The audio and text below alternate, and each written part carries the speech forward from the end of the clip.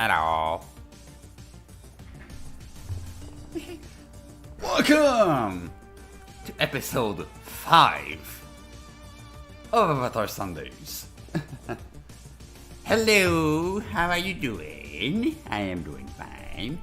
Hello. I'm always scared to say that name. Yeah, hello, hopefully you're good today. Because today we are gonna make some clothing. Ooh, clothing. Let's not go that route. But yeah, again for today, if you're in Europe and you're like, wait, wasn't it supposed to start like an hour later? Well, in the US, we are still in some daylight saving times, meaning for us it's like 1 hour earlier. So yeah, but next week it should be back to normal at the usual time for European. Hi, Paperxer! Welcome to the stream. Alright, so let me switch back to my main screen. Hi. Hello, the keyboard cam again. And yeah, so today, plan of action is we do the clothing. There is no other plan for today.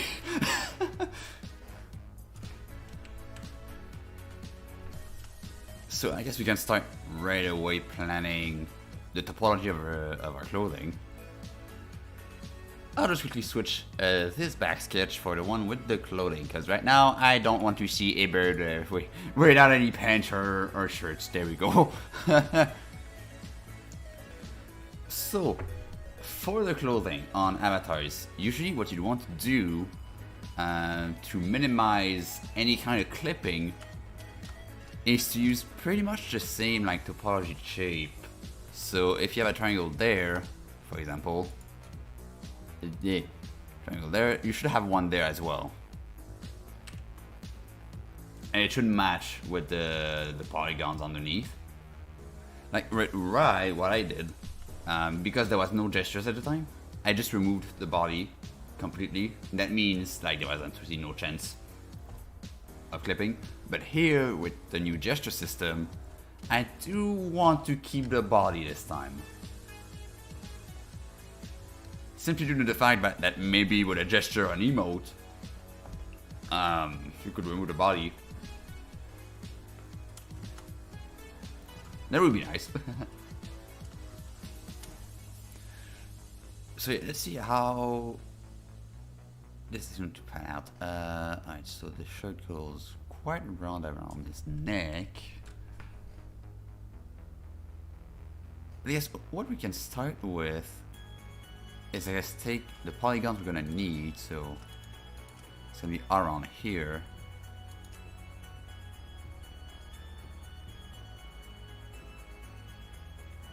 And does it go up to the neck? It could go up to the neck, can adjust later. I should probably bring back the shortcuts, right? Oops.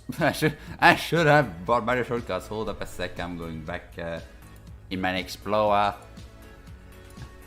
Where are my shortcuts? Please.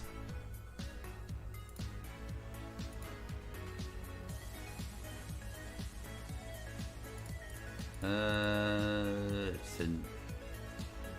Where's my folder? There it is. It is. I think it was this one? Yeah, it was this one.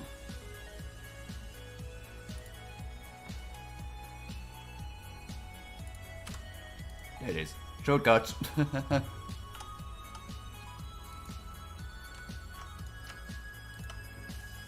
So we'll take this whole part, like I said, for the clothing.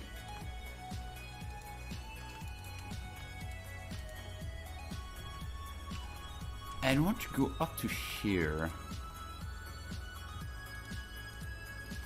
Okay, we might need some adjustments on the topology side, but we'll see.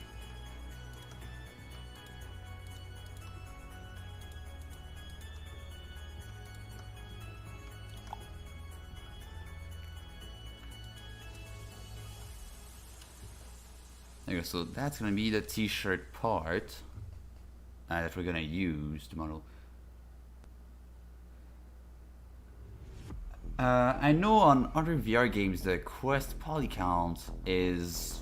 I know at the time it was 10k, like the big max. But I think they upped it recently, at least on I'm gonna say the name, VR chat. Yeah, I think they upped it recently. I don't remember to how much, but they did rise the polygon limit over there. I'm not sure what it's gonna be for Sound in Space because there's no native quest clients right now. The only thing we've got for quest right now is Sound Web, which honestly is not the true experience. But once the quest version comes out, that's gonna be awesome.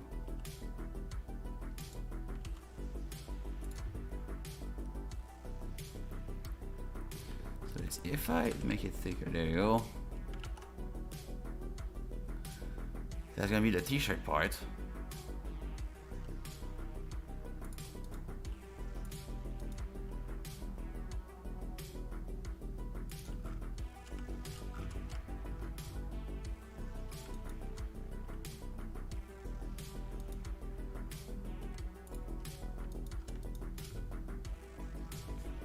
There, yeah.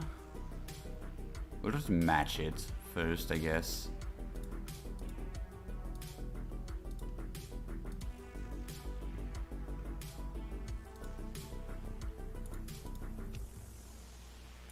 Gonna go here, that's gonna go here. That's gonna go here. Over here. There, alright.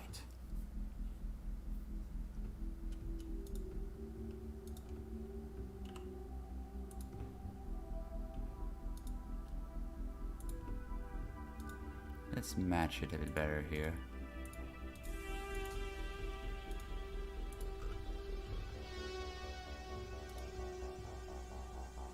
Like it's not doing a cone in terms of the sleeves. It's not doing a cone like Rai. It's more straight. So we have to adjust for this. And also clothing. Since we want to remove it, I'm actually going to separate the mesh using selecting it and then using, I think it was P. Yeah, P selection. And now we've got two meshes. We've got the body and we've got the shirt. That way, there's no way for me to actually like move a vertex from the body. But we can still edit both of them at the same time by selecting both of them and going to edit mode. That's useful.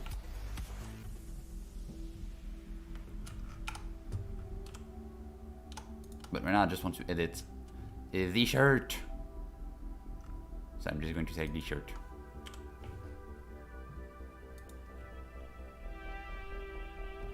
I feel like I'm gonna delete one of the, okay, I'm gonna delete this one here.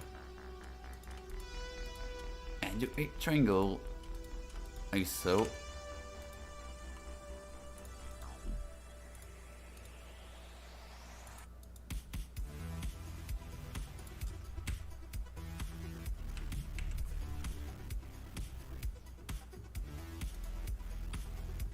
I feel like I did a...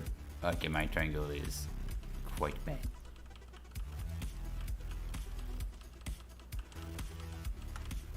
Ah, right.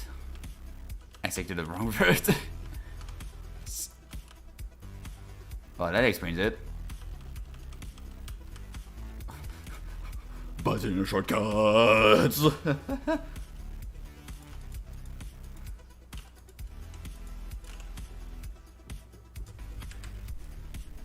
Let's try that again, shall we?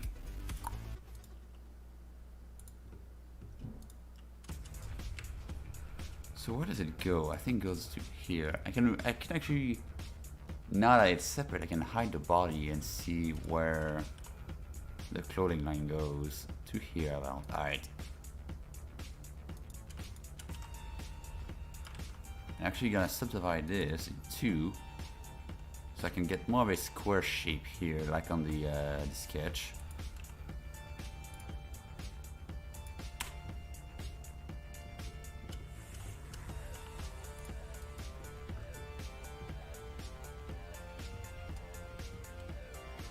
And I'm gonna try to make it a bit more round.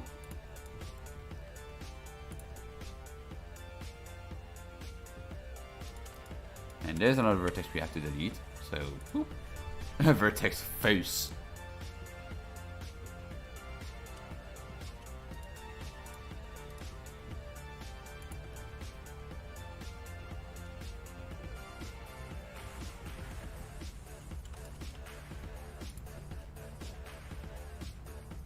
Alright.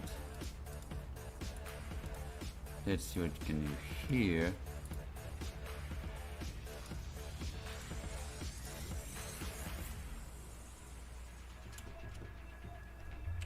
Do the shape. Yeah, okay, wait. Yeah, this is why. There you go. Yeah, pretty much. But instead of sculpting clay, I'm sculpting a 3D model with vertices.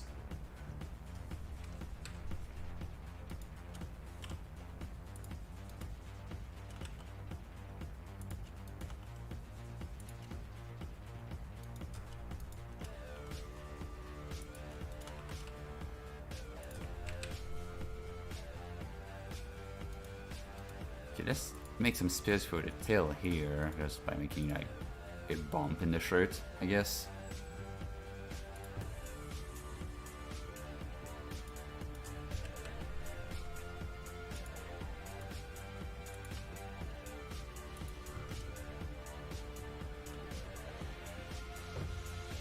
So that should be the shape of our shirt, I guess. We can adjust a bit here as well.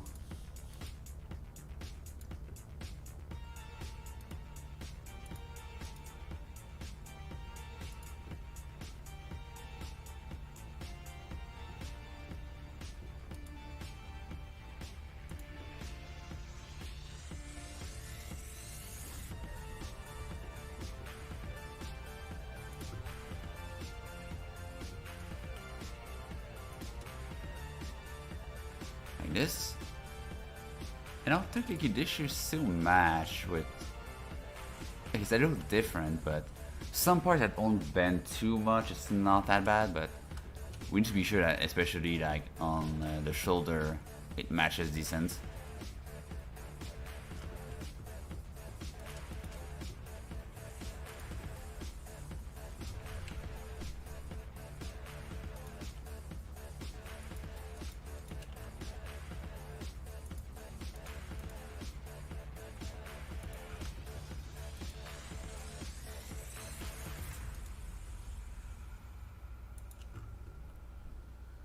There you go. So now all of this, we can create a brand new material again. I'm gonna call I'm gonna call shirt, and this is pure white. Ooh.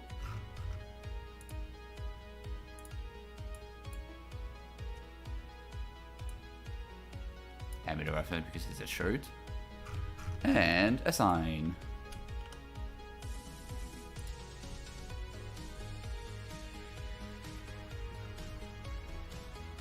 Okay, now we can do some more adjustments. Yes, that's the word I was looking for.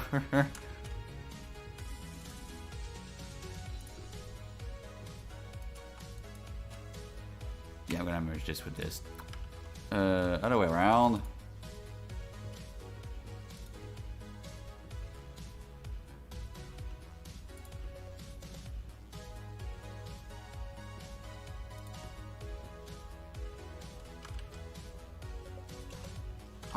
Wrong shortcut. There you go.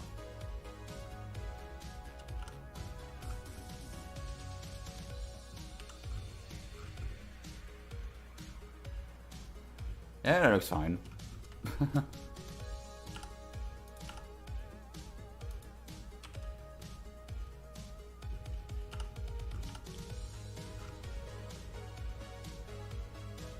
Yep. So now, in theory, we have a shirt. And what I'll do, just like Rye, yes, is take this bit of the shirt extrude it, merge at center, and then pull it inside. That way we have a closed mesh here, and I'll do the same with the top here. So, boop. Pull down, merge at center, pull there, and pull down.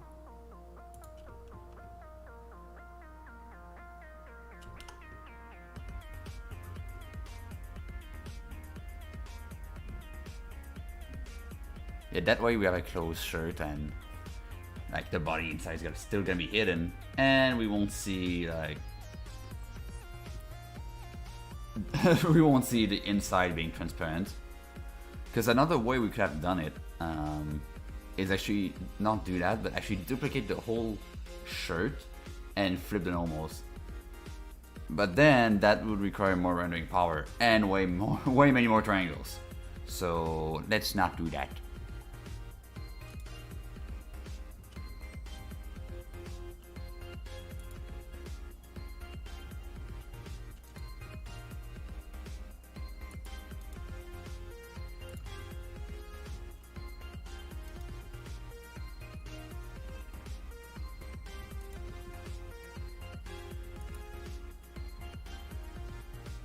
Yeah, just click here. That doesn't seem too bad.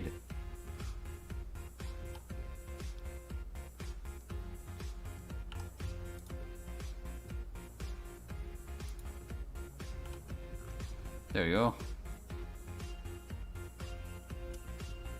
And we'll do the same for the bottom part of the shirt.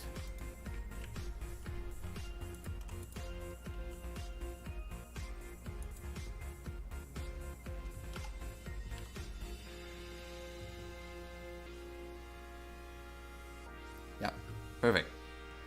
And then we'll just texture this with that one texture there. So we're gonna do kind of the same that we did with Rye with the logo in the back, but instead of a logo, it's gonna be a meme.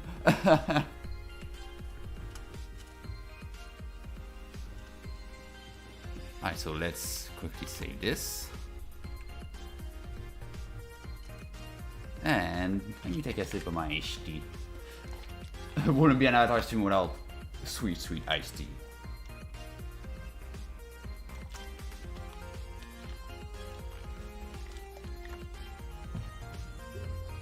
Noise. Alright, now for the pants.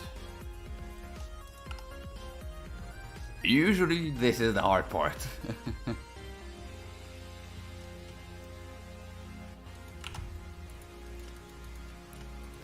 Especially because you have to be sure that the hips region bends properly. And that can be hard on some models. If you have a bad topology, then it's gonna be a nightmare, that's for sure.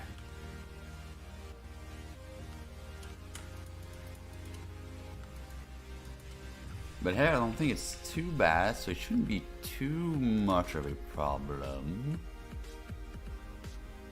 Alright, to make our job a bit easier, I'm gonna select the tail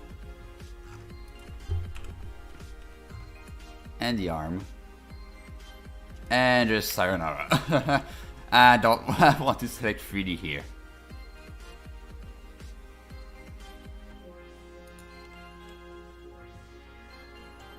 And also hide the shirt, because, you know, it's a bit in our way here.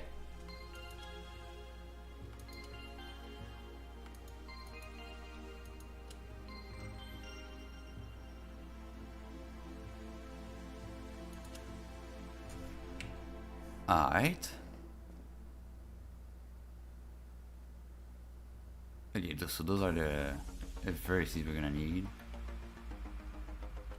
So I quickly duplicate this and fatten it.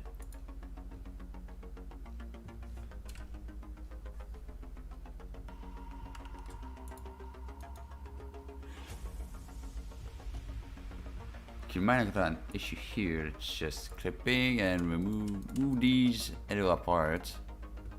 because right now they're touching the center, which will cause some problems if they merge together. So we'll be sure that they are kept apart like this.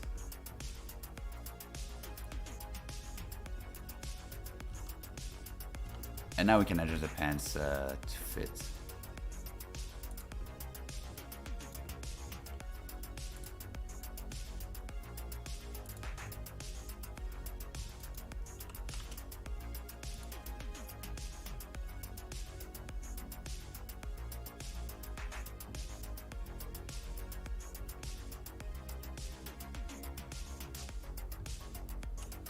Yeah, I really think actually making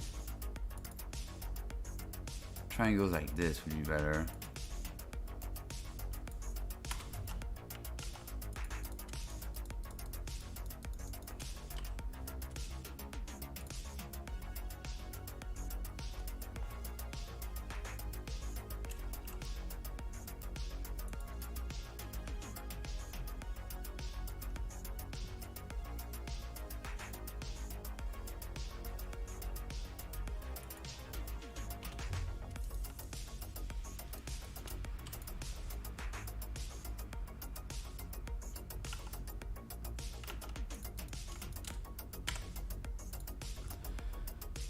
Maybe.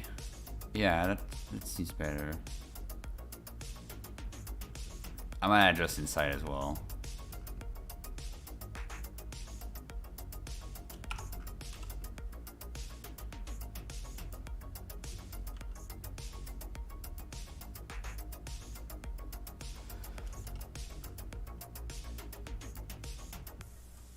Actually, I'm really not sure what's better, this or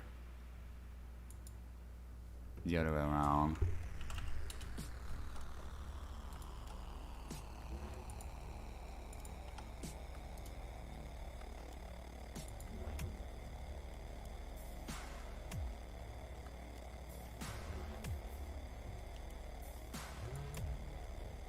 I think for the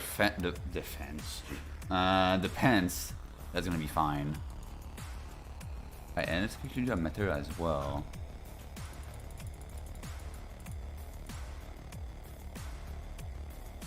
I'm going to take the shirt, dupe it, got it, pants. And for the color, I'm gonna go in my sketch and actually pick with a color picker my color here, like so.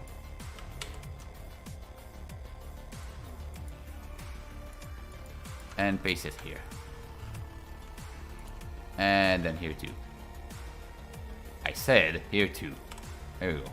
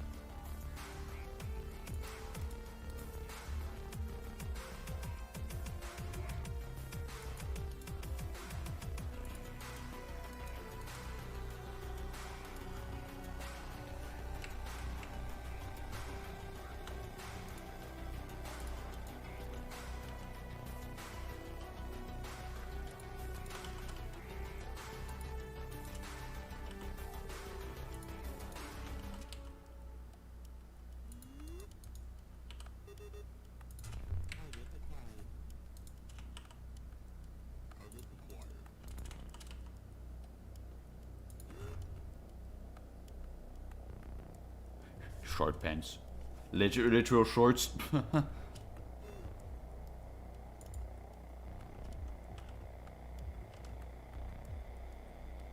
And we also have to make sure that these are under the shirt too.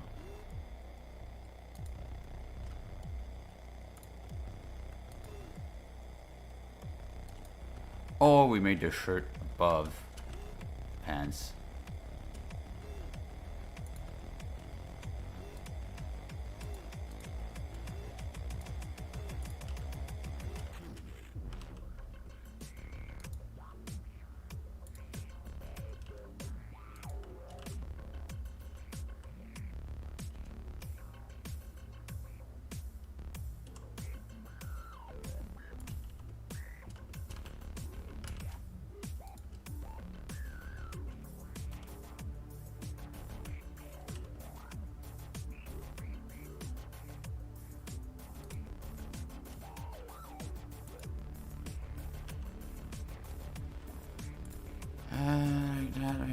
maybe I think I might merge actually those two here.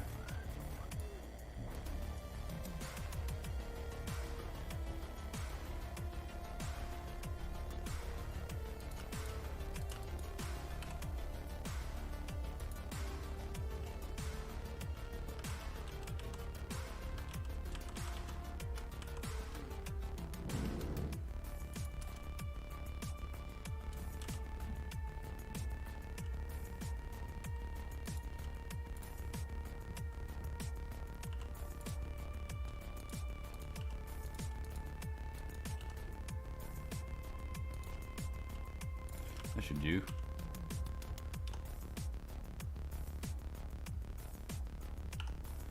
Cool, I'm quickly going. I found a shortcut as well. Instead of if I delete instead of deleting the edge and remaking the edges, I can just do Control E and rotate edge clockwise or counterclockwise. And there you go. Boop, it rotated. Hey Black Owl, welcome to the stream. And no worries about the oversleep. You are never too late.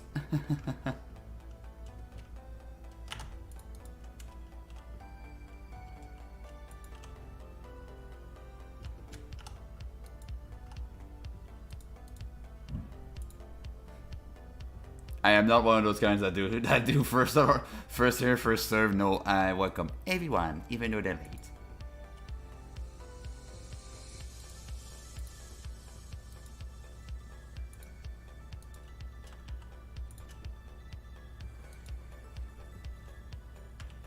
And also, you know, sometimes I do oversleep. I did oversleep once for one of my classes. Oops.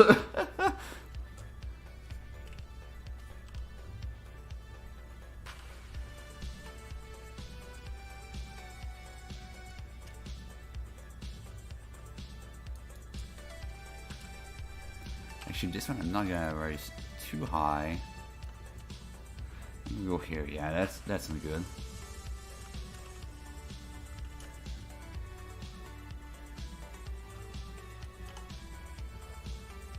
Yes, pants. Yes, pants.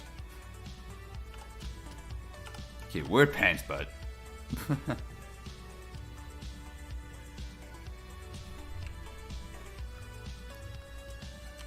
Actually, I think this is where the pocket should go, right? Yeah, right on here. I can make the pocket on this. On this here, yeah.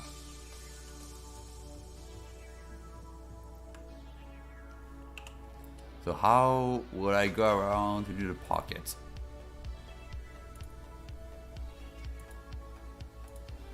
Okay, it needs to be here, right?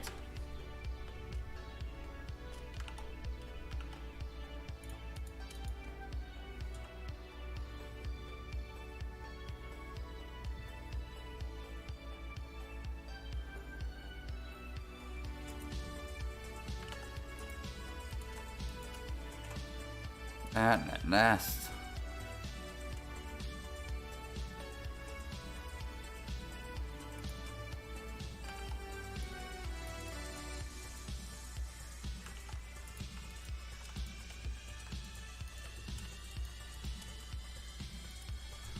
I find it right. Here you go.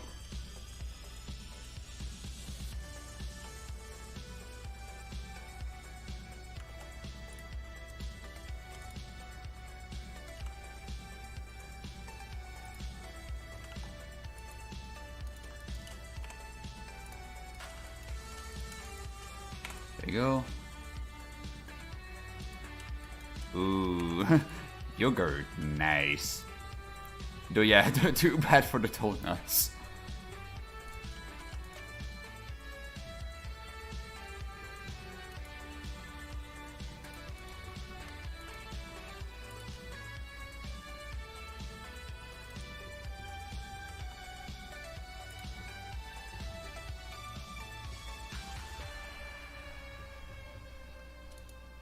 There you go, now I can take those and just not extrude, I can just move them. Like there. Pockets.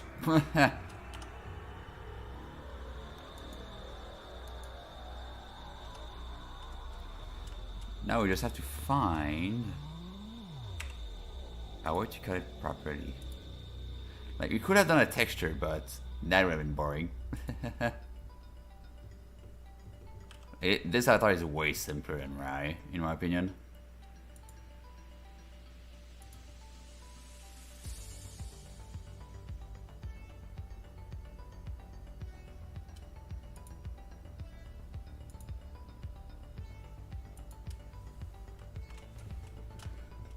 There we go, some cuts.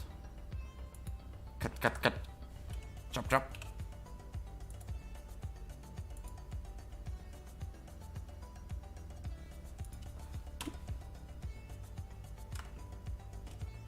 I need one last one here, because this is a quad. And yeah, usually I'd keep the quads, but for this particular look, I don't want quads.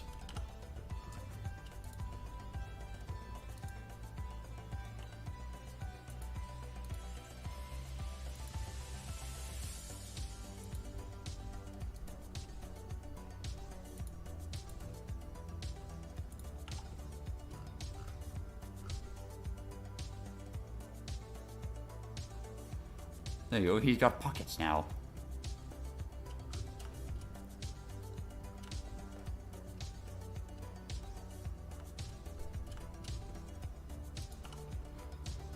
And I think we're not, oh wow, we only need half an hour in and we already have one to close. Oh boy.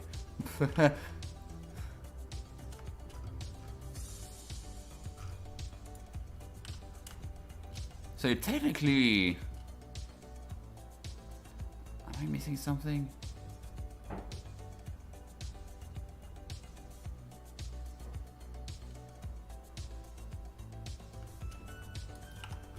No, I think we're done with the clothing apart from that.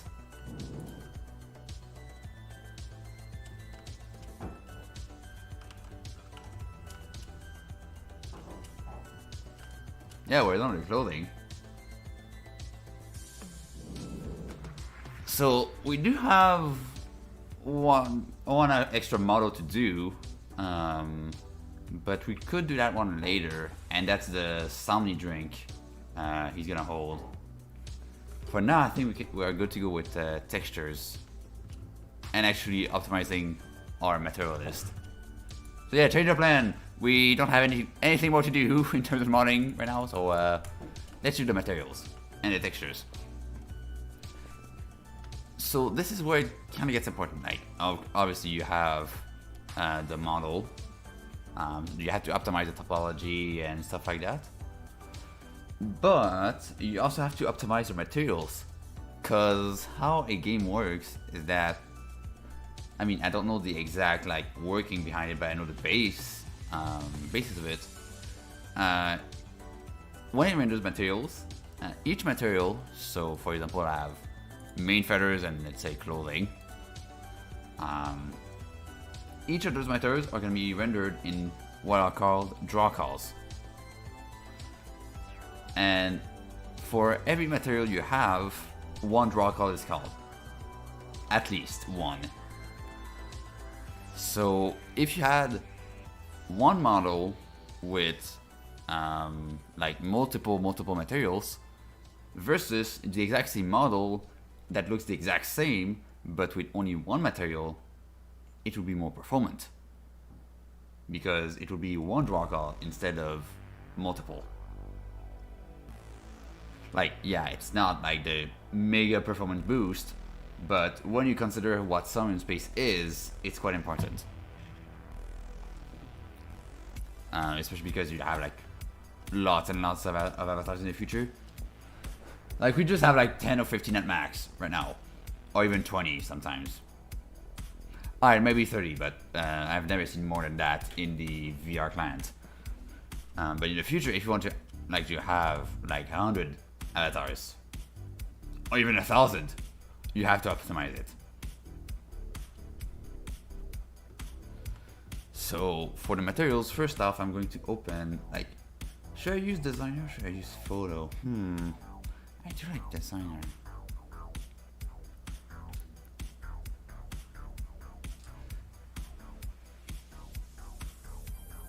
I'm gonna do it in photo, I think, which is my Photoshop. Yeah.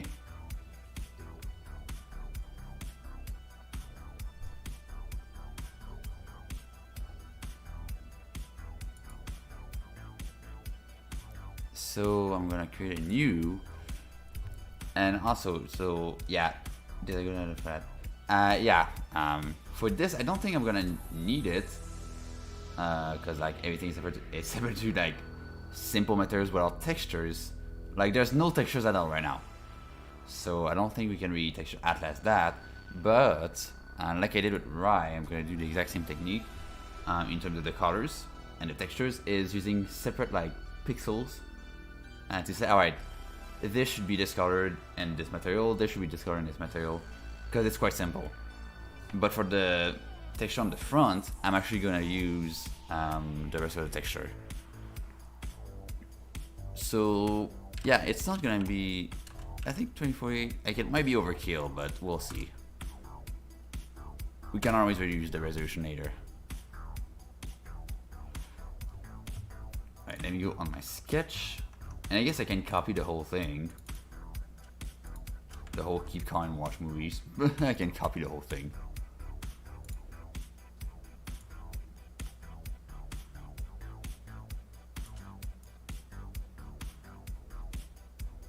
So I'm gonna put it here and adjust that line with here. For some reason it stayed at 3. Here we go. And yeah, so what I plan to do is having this in the center, and then having somewhere down the line the couple colors, and also for the logo on the glasses, maybe here, the UVs.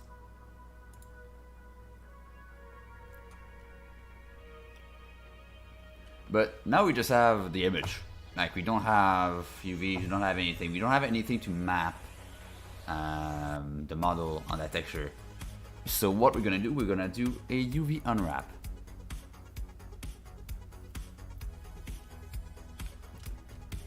So to do that, what should we do first? I guess we can do the shirt because it has a texture on it. You'd first have to create what are called seams, because I'll just demonstrate what happens if you unwrap this whole thing. So I'm gonna select it, press U, unwrap.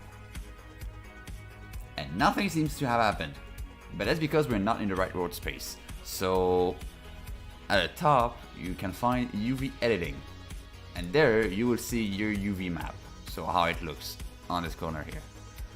And as you can see, yeah, it's quite bad, and that's because there's nothing to tell the model where there should be separations. So obviously it doesn't know what to do. So in our case here, I would just want to have the front here have the texture. Because yeah, usually you'd separate it like somewhere here and go here, and then there you go, you have a separation. But actually, it might be a good idea. Maybe we can do it actually. So I'll take those edges around here, and not forget inside there.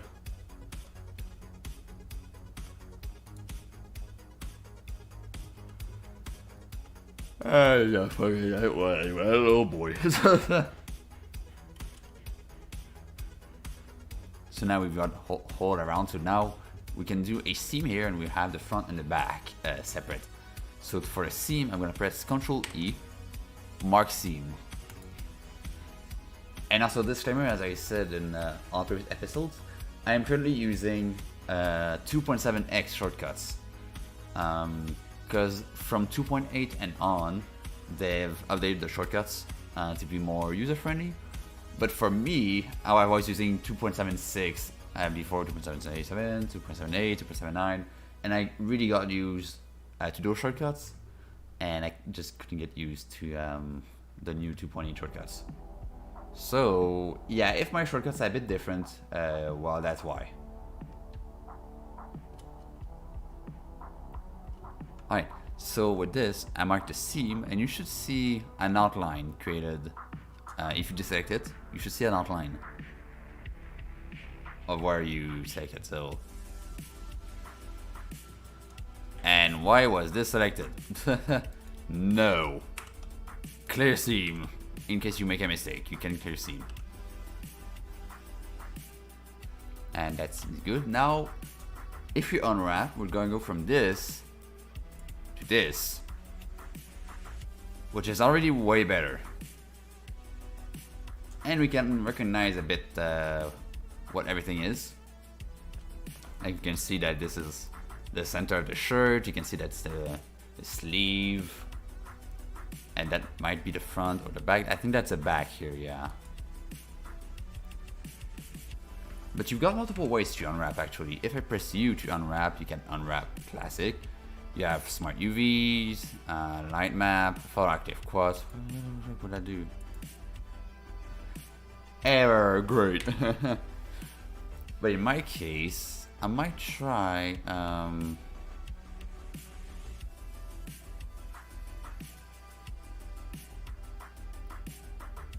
cube of view protection. I might try one of those.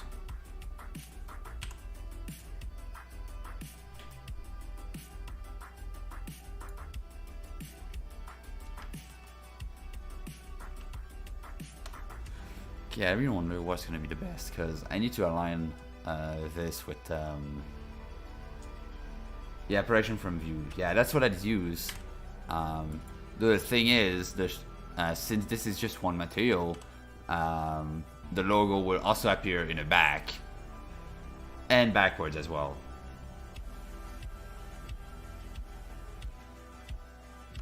I can also select the front facing because yeah, what you can do as well, like right now I've got the whole thing selected, but if I just wanted the front to be unwrapped, I could just select the front, selecting all, separate by seam,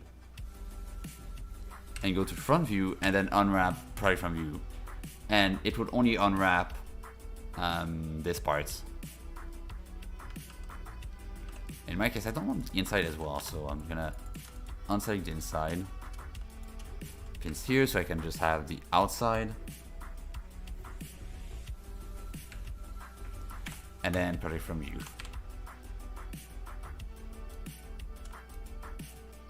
And now we have all of these, which I don't really need. So there you go. And yeah, we can do also from the back view too. And I just realized also something. We need to apply our mirror. Because right now we have one half of the shirt. But yeah, our texture in front is not mirrored, so. And yeah, technically I could also do the back side, yeah. Of the shirt. But it's not really useful because there's no logo in the back. Alright, so I'll quickly apply the mirror. Boop. Ah yeah, I gotta go out of edit mode. Boop. There we go. With Control A. And now we can try to unwrap again. So I will select the front of the shirt and deselect the inside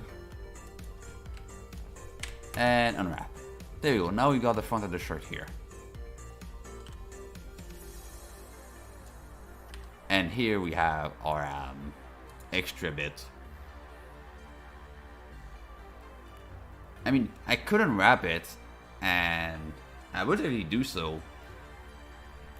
Like, I could do it, but it's not used. Like, it's not gonna be used in our model, and anyway, it's not gonna cause any issues. If I do it like this, it's not gonna cause any issue. Like, it won't cause an error. It won't mess up the model. It won't mess up the texture.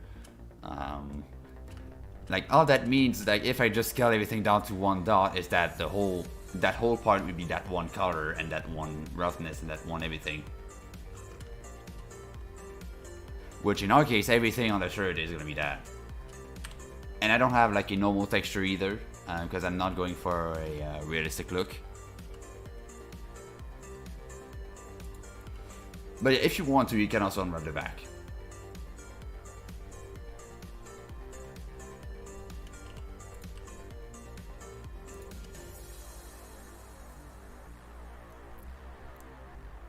Right, now we have this.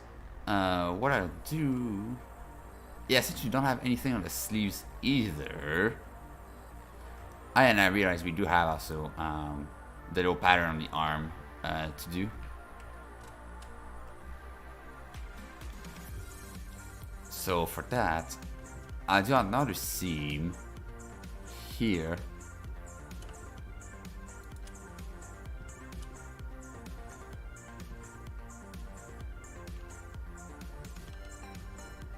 And here.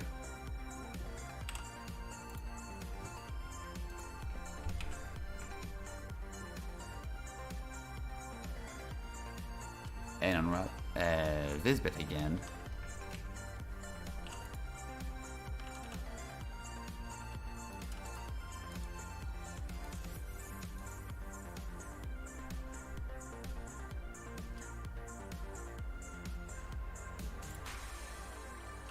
Is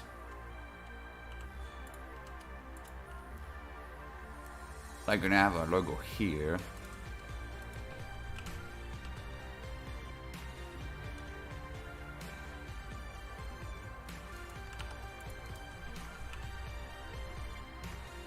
Yeah, I know it still like everything. Huh, that's curious. Alright guys, there's no seam here, that explains it. I don't know where there is. I said the wrong spot, that explains it. Alright, I'll just do one extra here.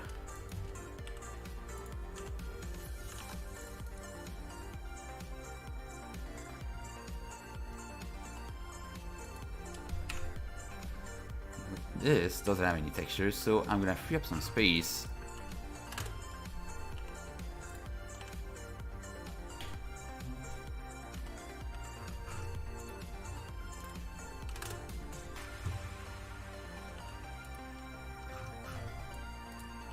So where I plan to put the texture at the center here, that's gonna be the main keep calm texture. On the side here, I can put the pattern on the arm, and also I can put the logo. Yeah, we just need the part that's gonna be textured on this model, which is gonna be this front here.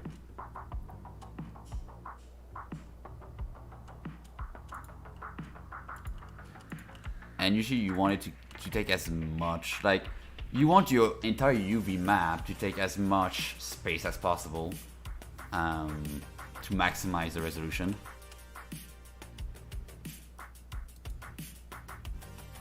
So that's what I'm doing here. Okay, now we can try and do the arm, I guess. Did I just... bring back the arms, thank you. You see, can you create the white pattern on the fingers?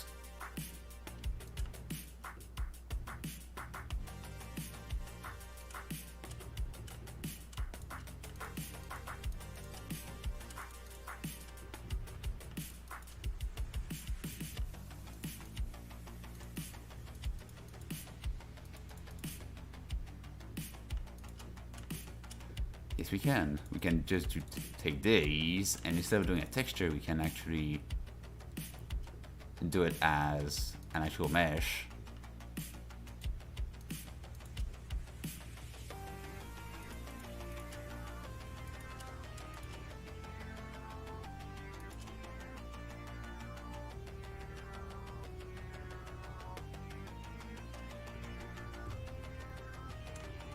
Like that, and that's going to be the feathers white.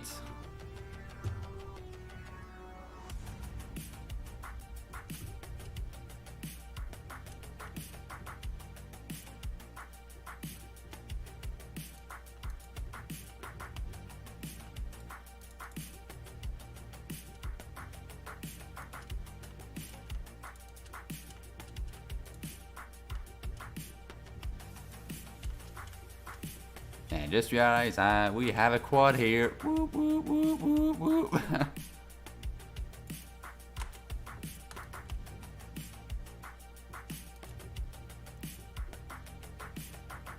Quad, no problem. Delete.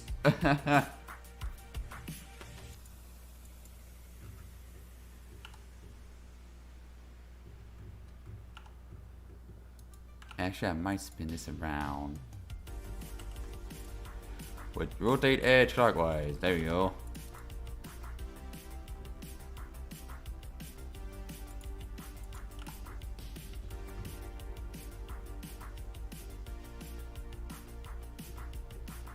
Like that.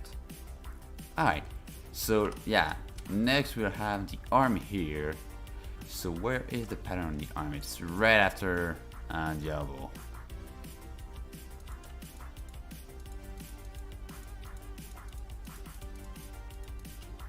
So that bit here.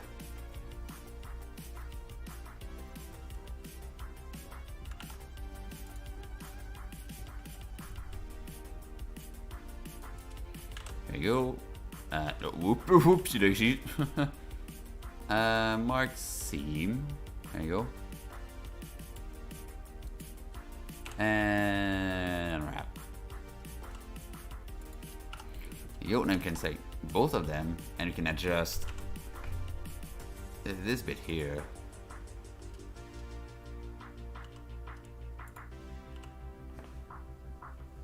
To again take as much space as possible. And this, I'm not gonna center it, I'm gonna move it on the side. That way this can have the most space as well. And you would have one bit as well for the glasses too. Which is gonna be here.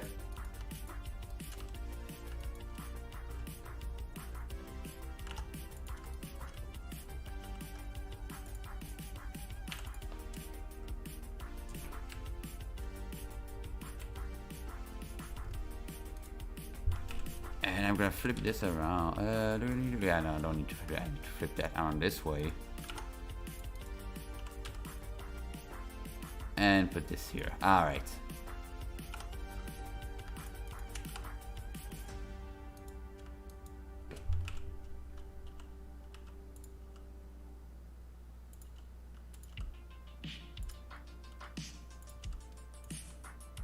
There you go. And now we can check as well with that tool. We can check what is called the stretching. So when you do UV maps, obviously you don't want to have in one spot of the UV map to be super high res and the other spot like super low res. Like you want to keep a consistent resolution for the model. So you have to check for what is called stretching. So I go to my UV editing workspace, go on the left pane, and I think it's in, where is it? Where is it? No. Wait, UV editor, I'm in the red spot. What? What?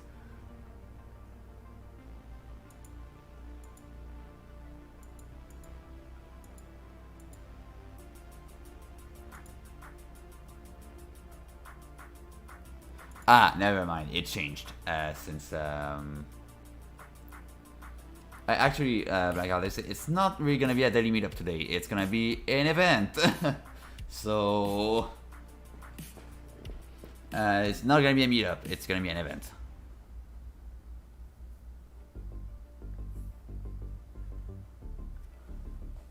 Alright, so I don't think so. Yeah, I thought it was in the pane here because I was used to have the stretch tool like here. But no, now it's in the little circle thing, little arrow, UV editing, and you check display stretch. And this will tell you stretching in two different ways, angles or area. I usually do area because that tells you what is too small, what is too big. So anything that is red can be either too small or too big.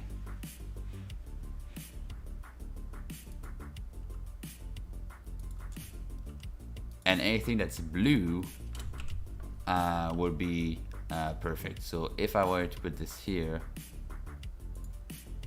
like if you see this color, that should be perfect. But the thing is, like, I don't think this is accurate here because I have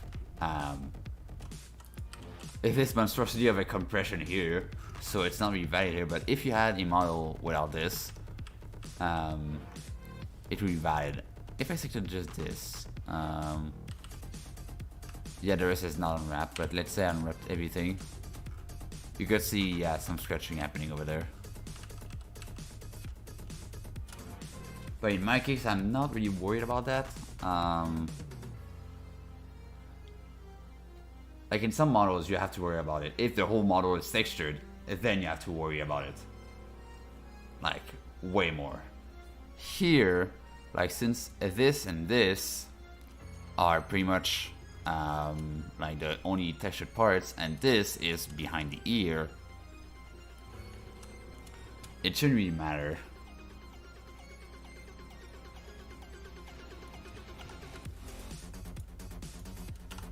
So now that we have our UV maps, I'm gonna select everything again, including the glasses. Thank you. I can also save it, you know, just in case. And now we're gonna export this UV map to import it in our photo software. So to do that, you go to not view, sorry. It's gonna be, yeah, UV.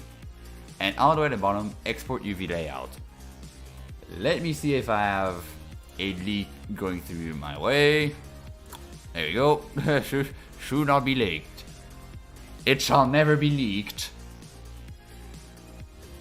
I'm gonna go up one folder. And I'm quickly gonna create one called textures. UVs. Tommy UVs. Tommy UVs. And for the size, I'm gonna set it at 2048. Sure, not modified. We don't have any modifiers anyway. And I'm gonna check all UVs. I mean, you don't need to check that, but you know what? I'm just gonna leave it unchecked. Tommy UVs. Boop, export. And now in our photo software, you can go. You can just import your file. So I'm just gonna go over here.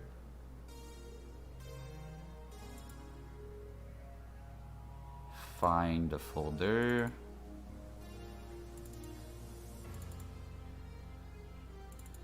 Textures. And boop. There it is.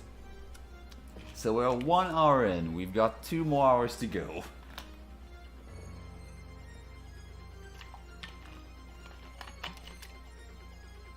We might even have the time to finish every textures today.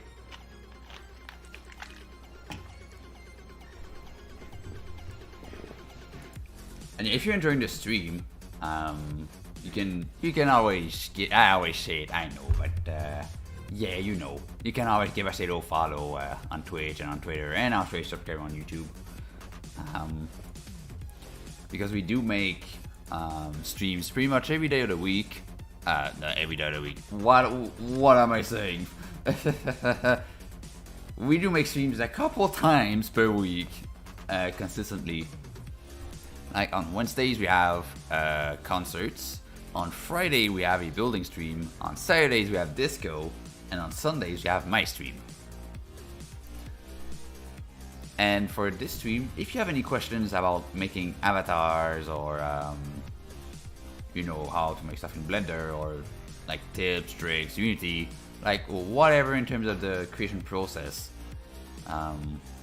with modeling and everything, you can always ask in the chat, Twitch, YouTube, or Twitter /Periscope, and I'll be here to help you out live.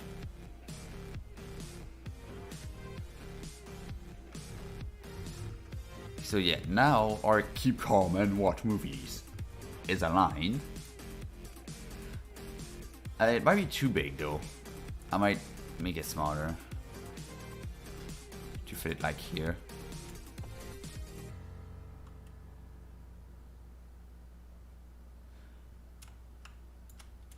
You just have to adjust it. Well, I think that's gonna be good.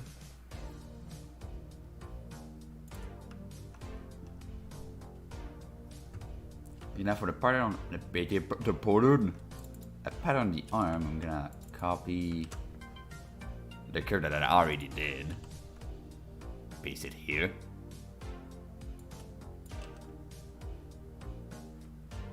And in terms of the stroke, I want to scale with object.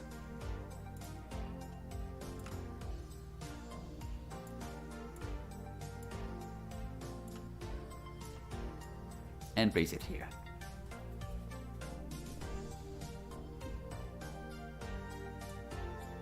There you go. And now we can place the logo on our glasses. Okay, do I have it here already? I wonder. Yes, I do.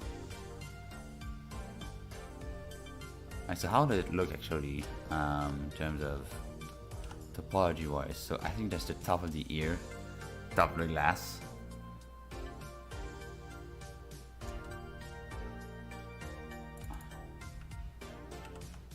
Ah, yeah, I see. So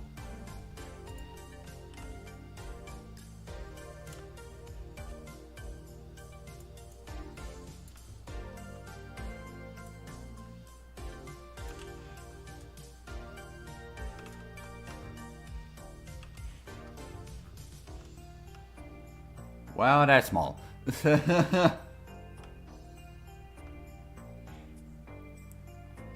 don't think that's even the right proportion here.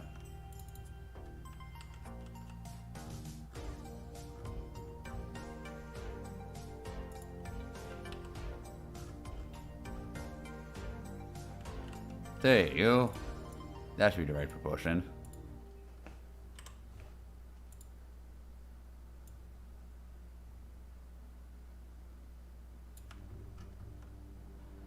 And this, if I see this correctly, this should be like that.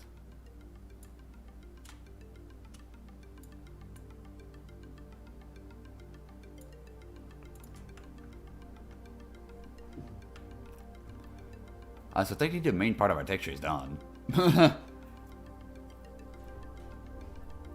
And what we'll do now is, over here, we'll put little squares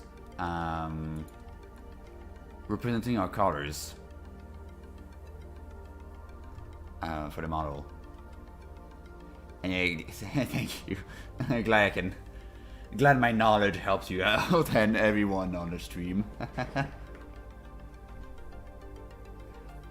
Like, I'm really here to just bring fun and like making stuff and also share knowledge and help people out. That's my goal here. Have fun, help people out.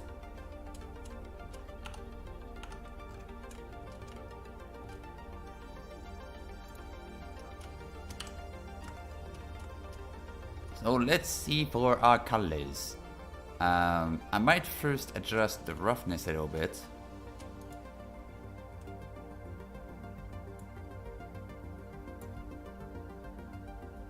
Yeah, I think I'm just gonna max out the roughness.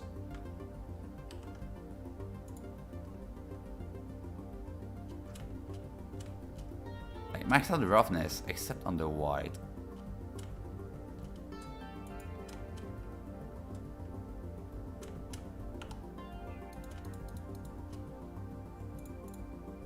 There you go.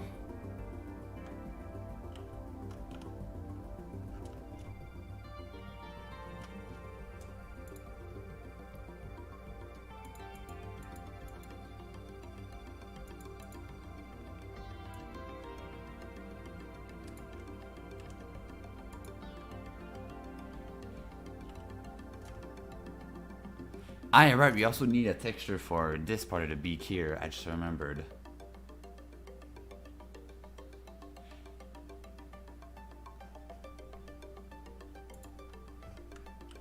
I just remembered, oh boy.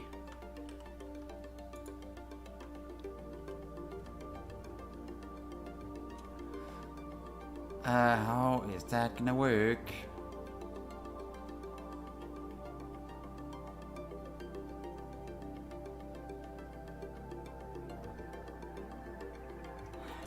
How does it look on the sketch?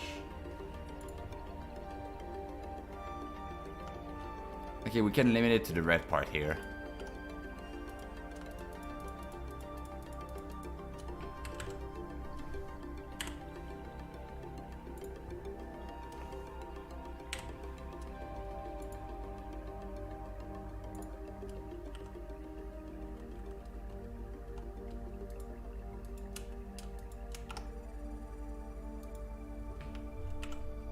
So this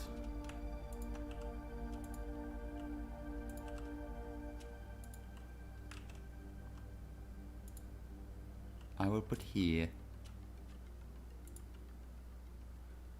Okay, which base would be ideal? I think it's gonna be here, maybe.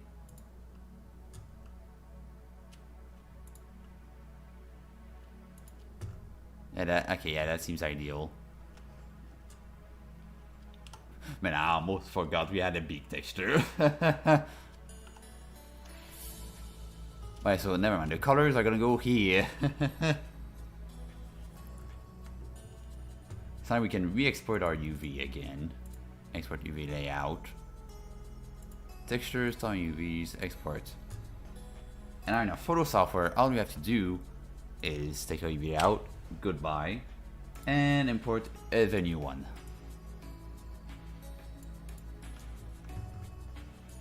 There we go. Little sip of iced tea.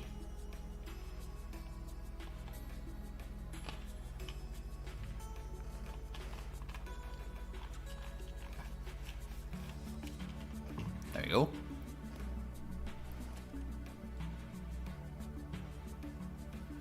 So now we can start organizing our colors.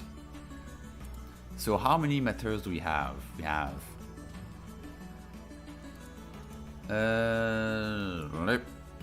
1, 2, 3, 4, 5, 6, 7, 8, 9, 10, 11, 12, 13, 14, 15, 16. Okay, so we have to prepare 16 squares.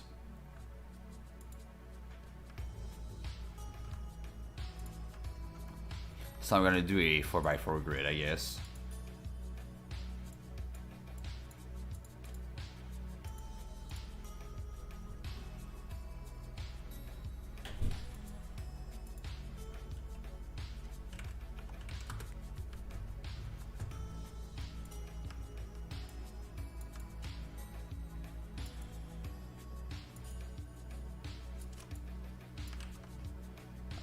I'm gonna unlock this because I don't want to take this anymore.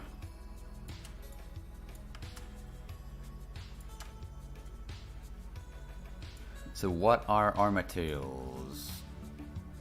Okay, I do need to organize these properly now though.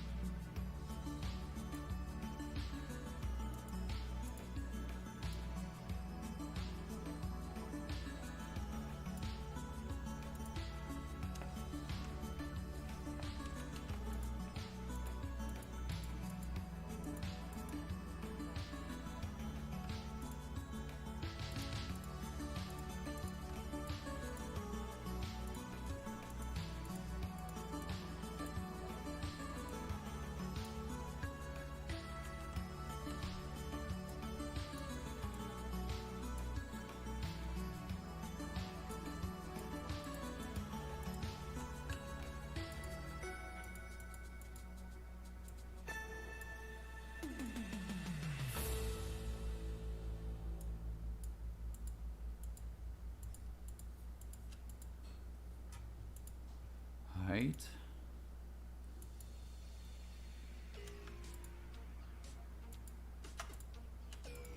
Come on. There you go.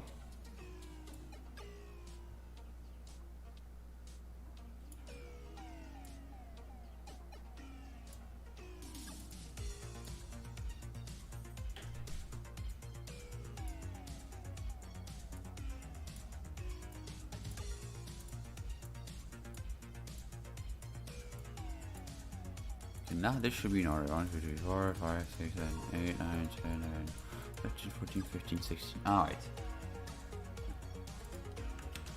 So I'm gonna select the grid of them. I said I'm gonna select a grid of them.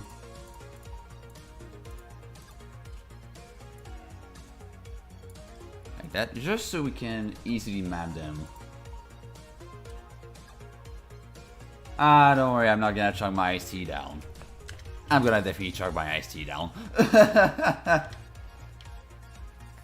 Well, talking about that, well, thank you. You're making me chug it.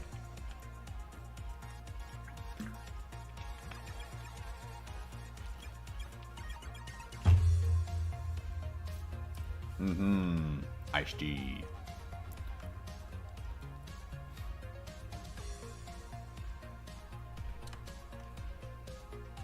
Alright, so now we can try to, I guess, export this. So let me check first if, you know, there's something that needs not be seen. So I'm gonna export as, I don't necessarily need PNG, but, and indeed, good thing I swapped screens, because this is a folder with my secret project in it. Always check.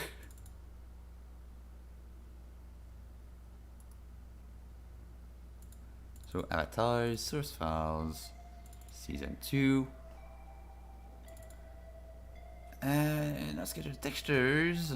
It's gonna be I'm gonna call it Tommy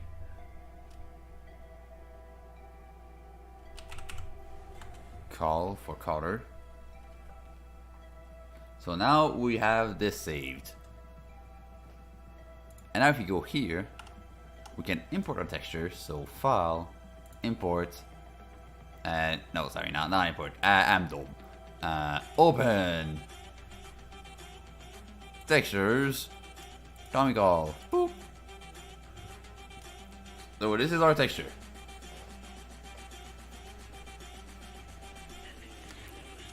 And now, just to make it a bit like just as a backup, I'm gonna duplicate the whole avatar. But first, I'm gonna name it avatar. Should I know it? Alright, tell me. Body. Tell me. Okay, that's the shirt. Tell me pants.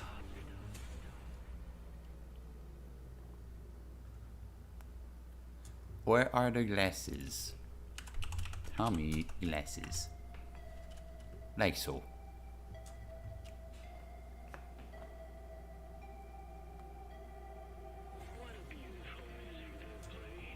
Okay, this is not a builder stream, but I can tell you where to find the log files. So, for the log files, you can go to your Windows search bar, type percentage, app, data, percentage, and this will lend you to your app data folder.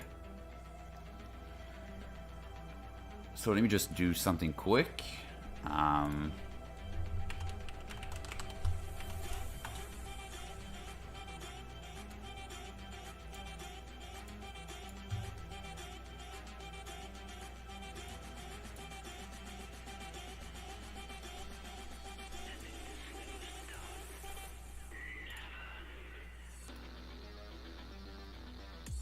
Can I hide this?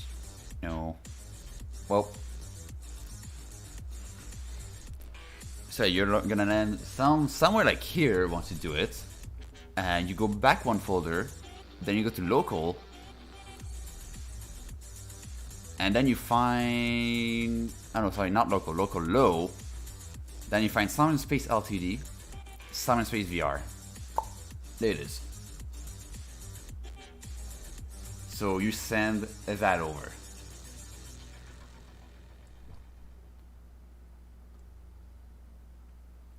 I cannot help you on the stream though. Like you can just follow what I just said. Go to add data, go back one folder, then go to local low, Space LTD, Space VR, or is that the builder? Okay, no, okay, builder is gonna be not Space VR, it's gonna be Space here, and you send that player log over.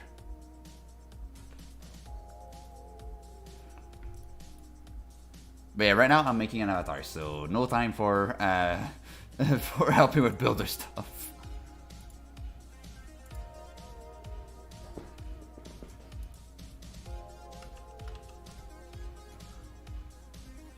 Alright, so I'm gonna actually adjust the roughness of the pants because this is way too shiny.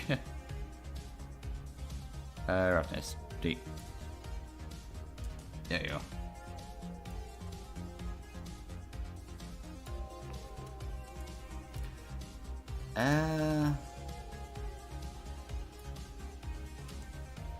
Alright, so yeah, now let's do some like texture. So you got a texture there, and now we want to map, like with those squares we did. We're gonna map all of those materials we did to those squares, and then with those squares, we're gonna assign the color and the roughness as well. There's no metallic part here, so we don't need a metallic texture. But for something like rye, that we did have some metallic, so we had a metallic texture as well. But here we don't have any metallic. Oh yeah. Actually, just to test for fun, that's why I wanted to duplicate the whole model. I'm gonna take this, duplicate, and hide this, and this. Just to keep this part. So this shirt, I want to try another Tommy material. Because everything's gonna be combined into one material. We'll only need that one. And we will just be able to delete everything else. And now, just test, just for fun, let's go to base color, add an image texture using the little dot next to it, and then select our Tommy color. There we go. Keep calm and watch movies. Oh, actually, I aligned it quite well, actually, I think. Oh wow, that's actually quite well aligned. First try. But if you want something a bit more simple than what I just did, I'm gonna go back. So to apply your texture a bit more easily, just so it's a bit more visual, we'll go to the workspace at the top and select shading. If you don't see shading, click the plus, then go to general and select shading. That's your sculpting one. There you go, the shading. And now you'll notice this. What is this? This looks like a node. What is this? Well, this is the shader editor, or material editor in Blender, / the node editor. Because there's multiple things that uses the node system in Blender, but here it is the material editor.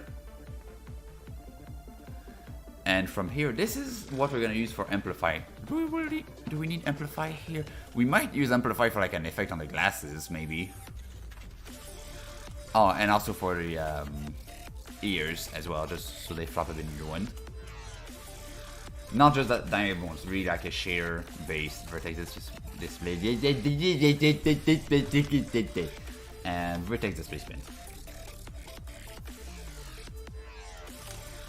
So I'm going to create a, from here, at the bottom here, a node for the texture. So I'm going to press Shift A, then go to texture and select image texture. And then from there, we'll drop down over here. I'm going to select the color that we just imported. And then I'm going to plug the color node to the base color of our shader. And there we go, we've got the exact same result.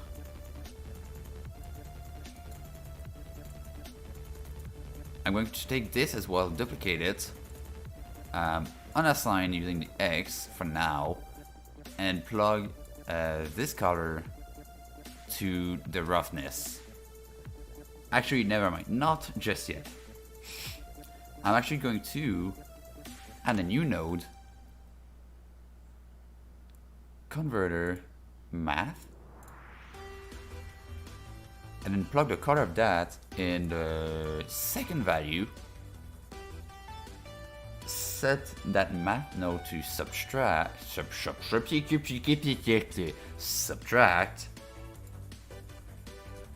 and the first value I'm gonna set it to 1, and then plug that whole thing in roughness. And I also messed up. Okay. Nah, I completely messed up. Let's go back from the top. I'm going too fast. Create a new node, converter math. Set it to subtract. Plug the alpha in the second value. First value, set it to 1. And plug that value, that whole node, in the roughness. And then the color, you plug in metallic. There we go. So why are we doing this like so? That's because usually it's kind of weird in terms of the texture. Like in Blender, you have your color, which is like RGB. You've got your metallic, which is 0 to 1, and roughness, which is 0 to 1. And usually with like proper procedural materials, you have a color texture, a metallic texture, a roughness / smoothness texture, and stuff like that. But with Unity, it is one texture for both the metallic and the roughness. And how is that pulled out?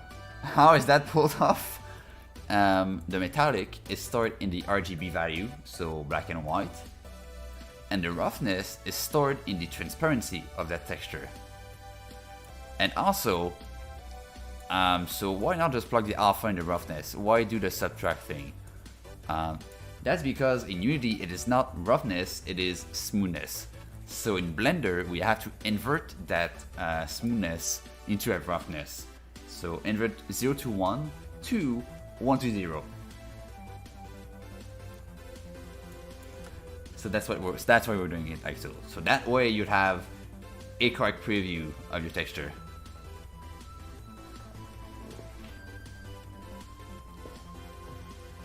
Okay, though we don't have our texture for metallic / smoothness done, so we'll have to come back here later. But for now we can go back to layout in the top workspaces. So our shirt looks quite good actually.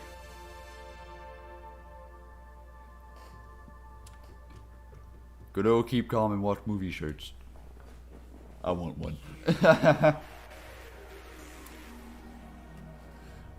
Okay, now we can start assigning colors. So I'll quickly go off of full screen so we can make a side-by-side with Blender. Let me just check if I don't have anything like hidden behind. There we go, clean desktop. So that's gonna be good. Hi Burp. Hey! It's me!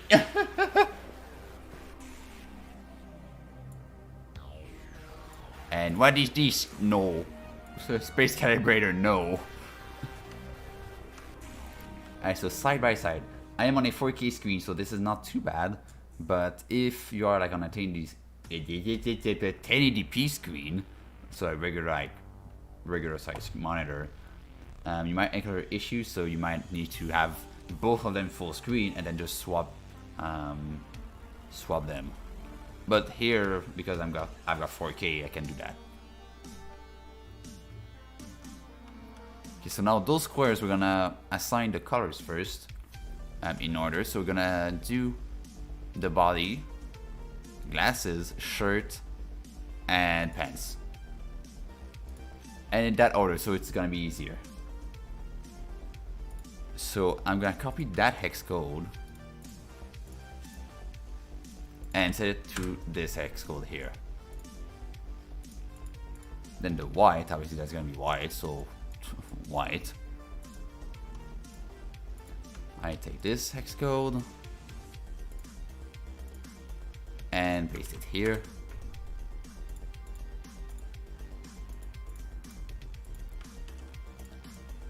There you go. There you go.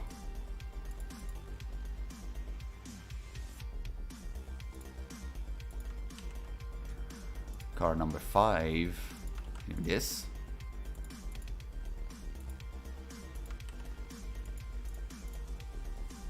Card number 6.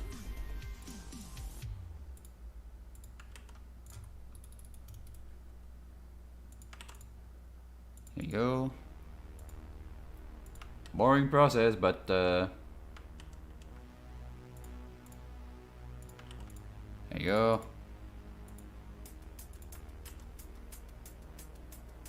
Did I skip some? I feel like I skipped some colors here. Oopsie daisies.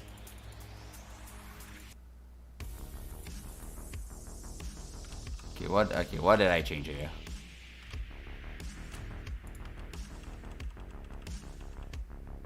Okay, let's start from this one instead. There we go.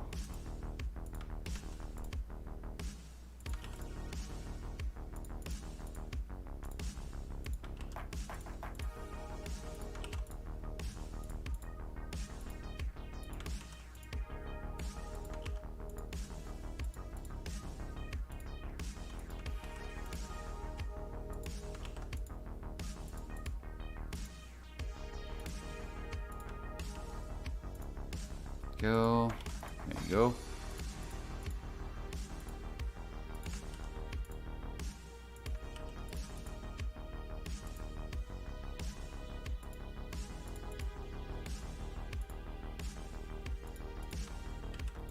There you go. So those are all our colors for the body.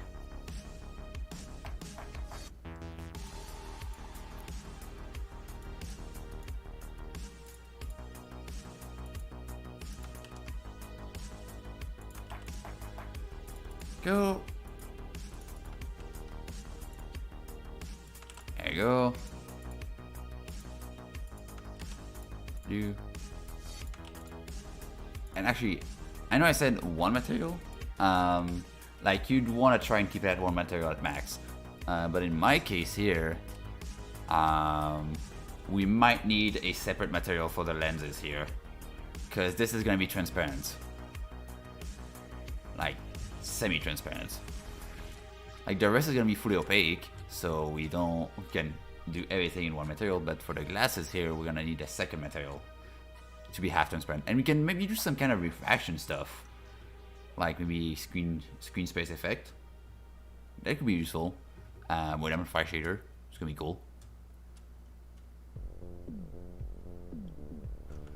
Okay, now let's take the color of the shirt, which is again, wait. I'm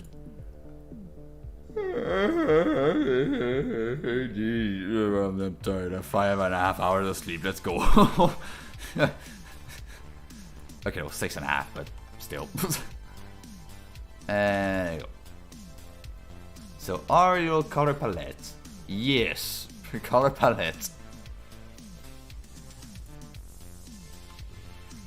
So those are all the colors of our avatar here.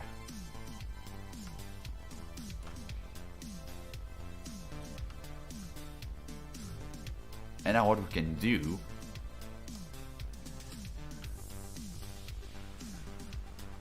like I will take this UV map, put it on top, and take all of these here and group them as a color. And I'm going to quickly save this as a Tommy text. There you go.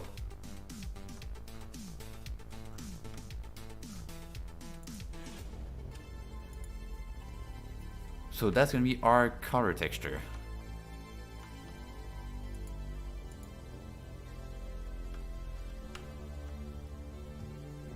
And what we can do as well for the color, I'm gonna name this palette.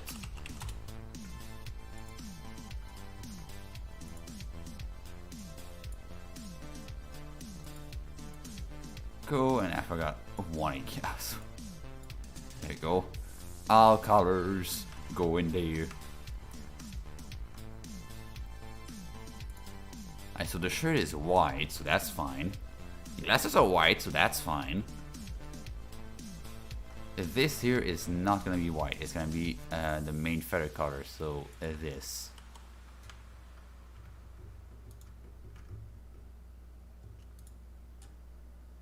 Why do I feel like I've got the wrong color here? Yeah, I do have the wrong color here. Do I? Oh no, I don't. Okay. I thought it was the wrong color.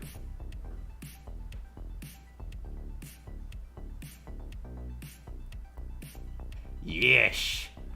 If you enjoyed the stream, give us a follow on Twitch and YouTube and on Twitter as well. Well, on YouTube it's a sub, but you know, it's the same.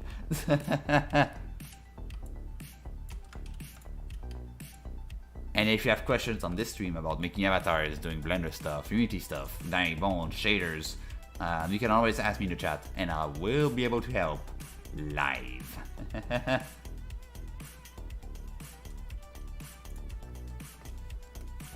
So yeah, I'm gonna take this color here, so yeah. And I'm going to make it all around here.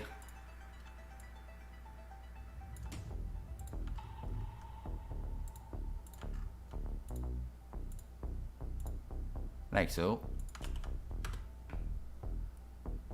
And put that behind our little pattern here. There we go. And now for the little beak part. So that beak is what called 1, 2, 3, 4, 5, 6, 7, 8. I think it's the 8. Is the 8? Okay, it is the 8 color. It's gonna be this color here.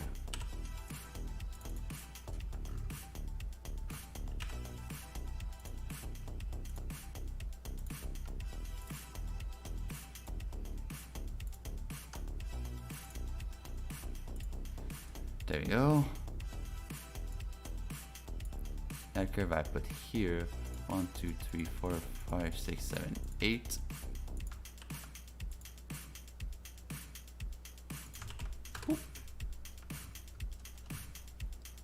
Alright, and now we can start doing some patterns.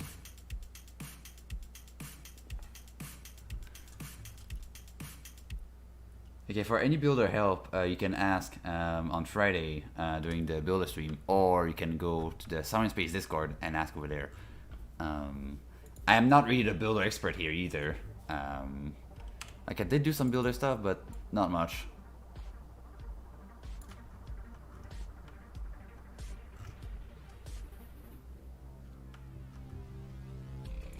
Because yeah, today we're making avatars, we're not making builder stuff.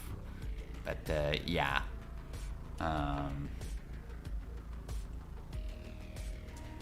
Yeah, just send the logs to either me through Discord or to Arthur. And we'll transfer that to the dev team.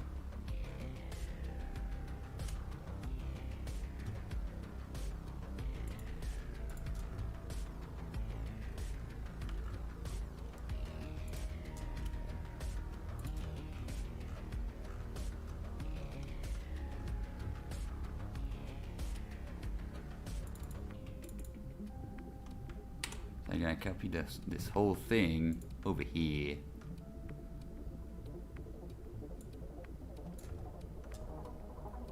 So I guess it's gonna be this way. Also, don't ever forget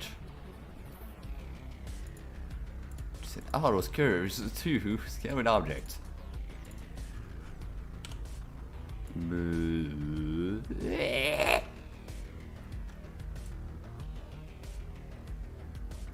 And you'll try to fit them in the UV map.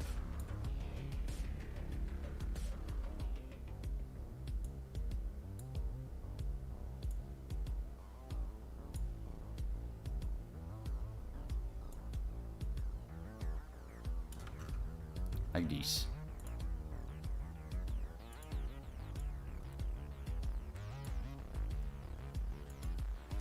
So this should be... Now we should be done with the color texture.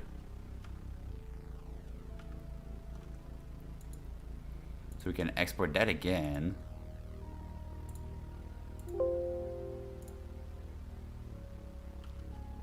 Go back here.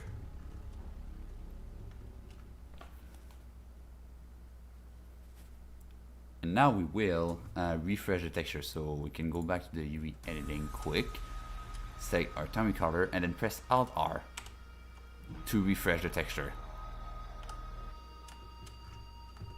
So now we can see all of the recent changes have been updated.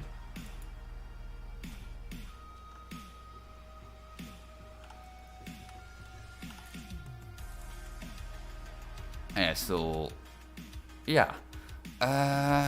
Yeah, I'm gonna make the glasses frame. I'll replace it with tiny material.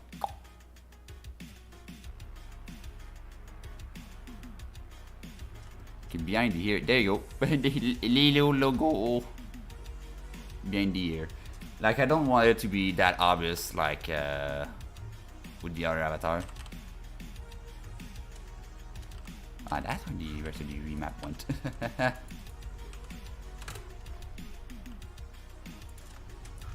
And as you can see, I can just take this little dot here and move it to whichever color I want to map it to.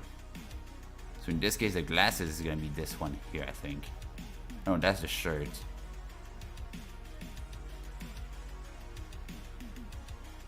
Wait.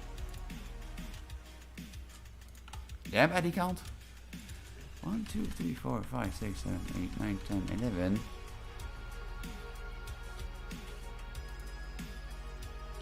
12. Why are they always gray?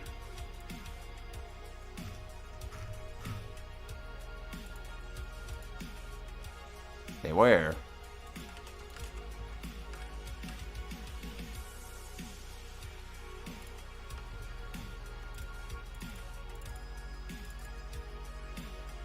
Oh yeah, they were. Okay. So I'm gonna take this whole UV thing and place it where the glasses should be, so here.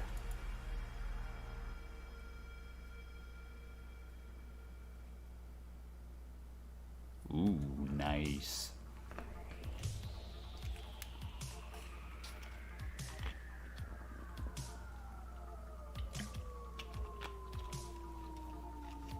I'll drink some iced tea to that.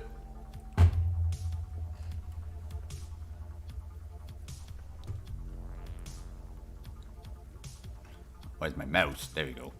Okay, so now we should have the glasses mapped. Yeah, logo there. Logo there. Though the logo here is upside down. Is it? Oh no, it's fine. But it's sideways. Yeah, so we have to adjust that logo there.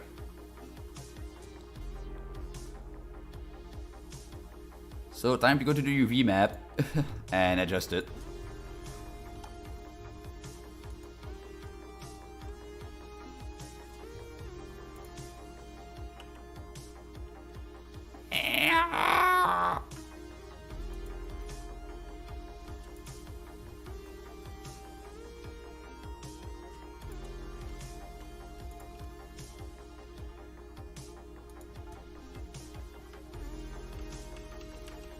Okay, actually I'm gonna separate it.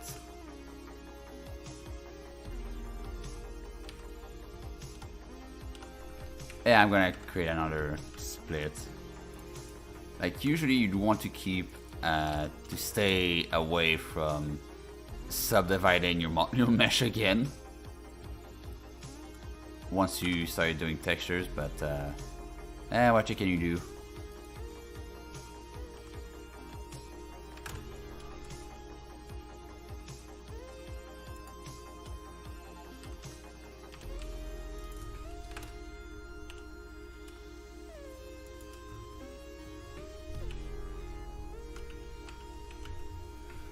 Why is the... There it is.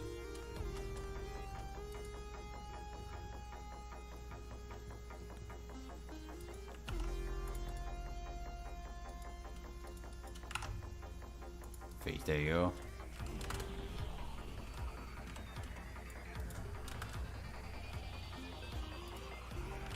What is happening here?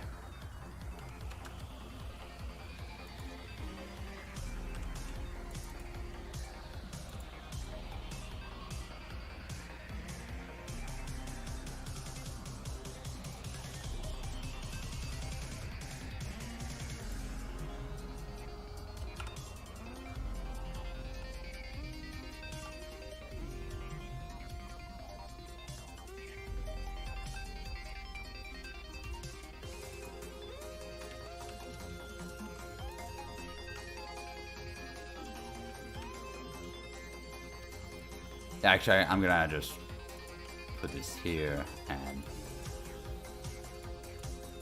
rotate this whole thing.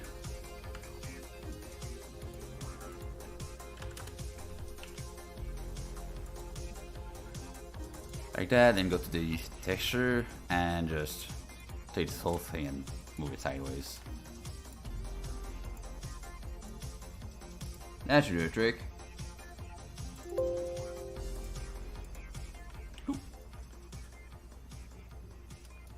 There you go.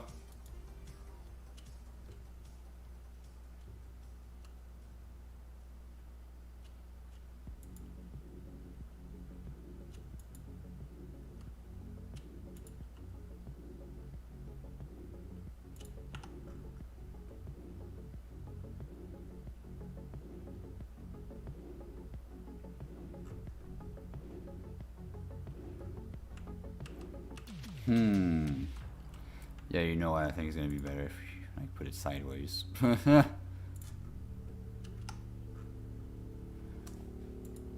I just realized, yeah, the car is not like perfectly gray white, so we'll quickly do a background on this as well. So we're on the same page.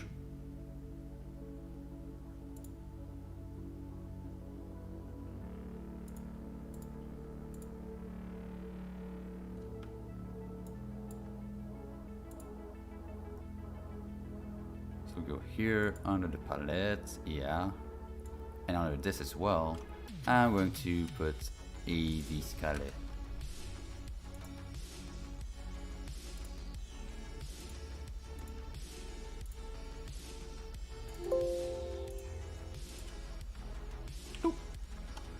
There you go. Now we should have the same color a bit everywhere. Yeah, perfect. Adjusted. And now let's put those colors in the right spots. So fader's main, I will select the material in the list, then click select. And what that will do is that it's gonna select everything that has this material assigned to. So in this case, I just want this bit here.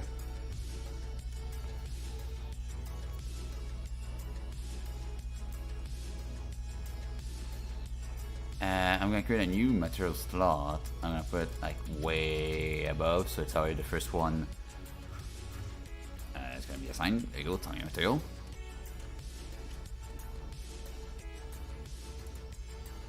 Assign it, and move this bit to the first square. And there you go. It's like nothing changed.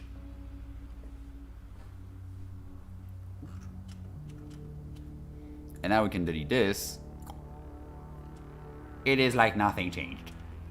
And we have a pattern on the arm. Nice. We can maybe move it a bit back on the arm, but yeah, I think it's fine like that. Now let's do the same with the outline color. So unselect and select the second material. And place it there.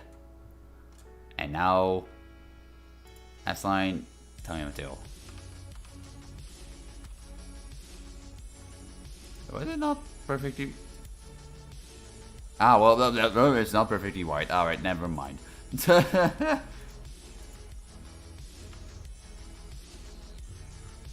is also slightly gray.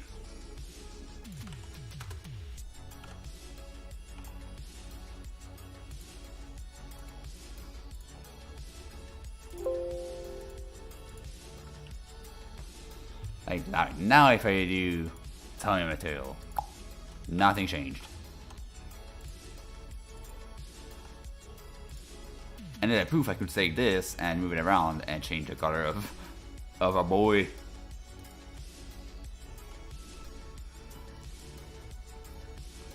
Now, the orange on the eye. So unselect, select this. Move it to the square. Got a mode. Oh, actually, I can go in. Then assign titanium material, go out. Delete the old one. Go back in edit mode. And repeat for every material.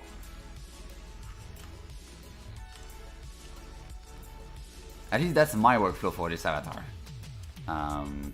Like for another type of avatar, like the one I'm currently making secret, yeah, my workflow is way different because it's not low poly.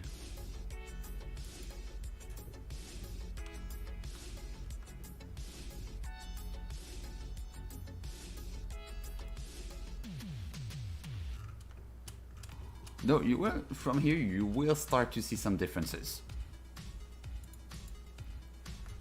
Because we have not done the roughness, you can see the eye is different.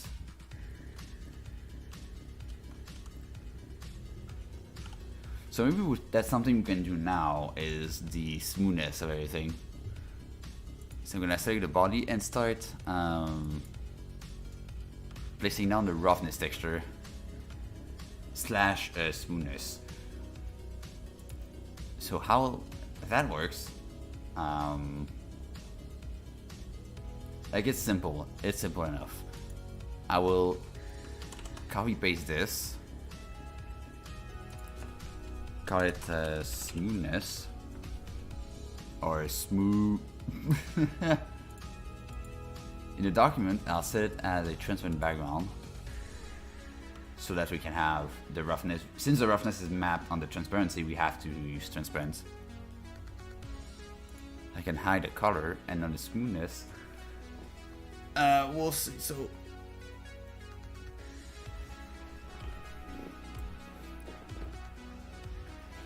So I know the shirt is not smooth at all.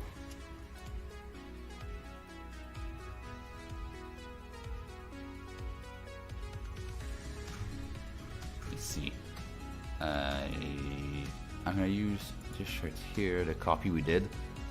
Yeah, roughness is like a default, so half. So this is the shirt.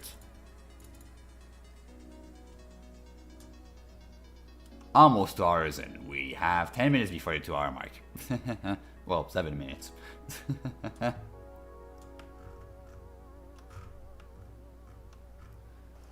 So for the roughness, so we're gonna need to set this as black, because this is not metallic. If it's black, it is a dielectric, so non-metal. If it is white, then it is metal. And one tip, if you want to do something that's PBR, so like photorealistic, you cannot have in between in terms of the metallic. So you cannot have a metallic and a dielectric at the same time. You cannot have the metallic set to 0.5. That's impossible in real life.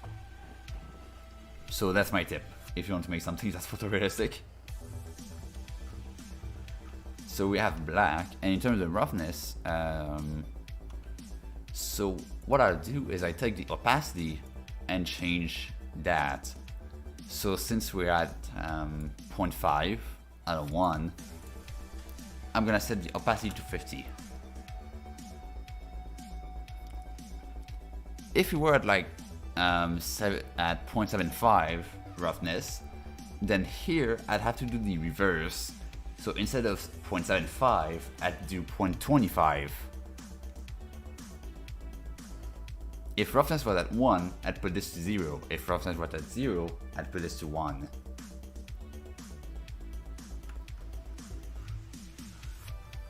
So here we have 50%.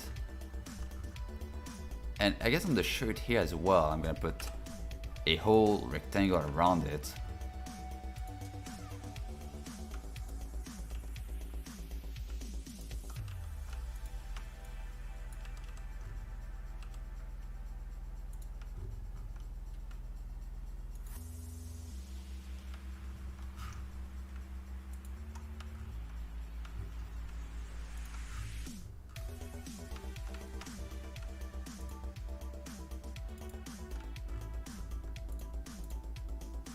There you go.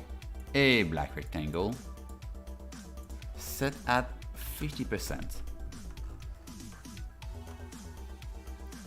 And now this whole logo here,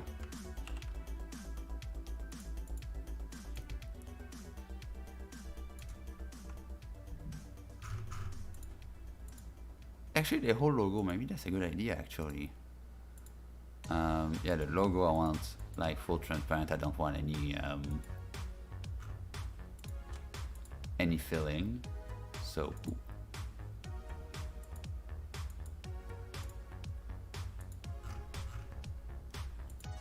this whole thing actually I might keep as like way smoother, so we can have a bit more like reflective on the printing. Like it's still gonna be transparent like that, but the printing is gonna be more reflective than the shirt itself. That's gonna be interesting.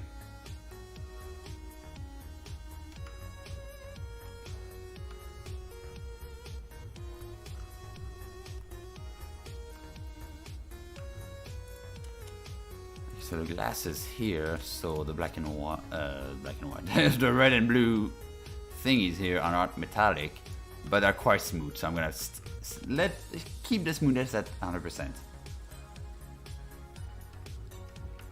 But the thing is, in life, nothing is 100% smooth either. Like you can put it at 100%, but it is not like that in real life. But in games, like it can be accepted. Especially because if you put it at like 98, you start seeing like full reflective, but at the same time you see a blurry at the same time. Like it's weird, but yeah. I'm gonna keep that 100%. So same here. Oh no, that's the class itself. So for the glasses, what's the roughness here for the glass frame? Is at 0.246.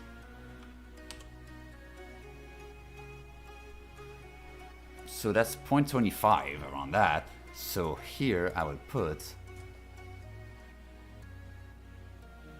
first off, black, and opacity at 75. And then the logo here,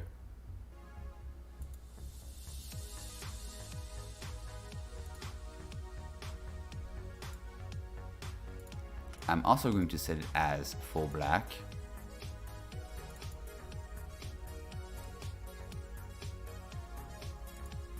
And keep it like 100% like smoothness, so it has a different like thing on it.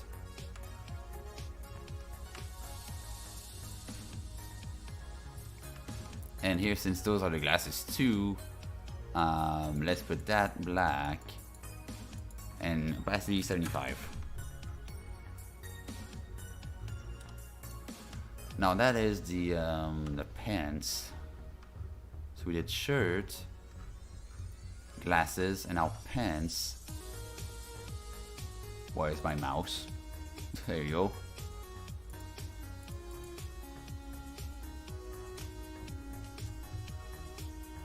Roughness is at 1.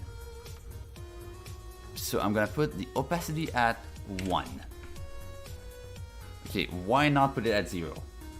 for full roughness, because like there's some thing with some software that if you have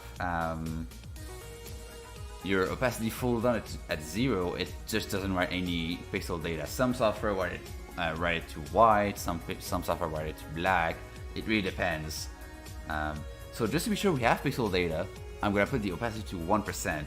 So it's pretty much invisible, but it's there. Like it's pretty much setting the roughness to 0.01.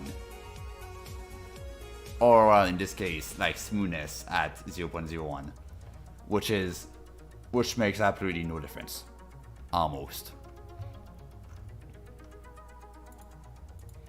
Okay, now we can focus on the body itself. Let me just go grab the thing over there, quick. There you go. Now.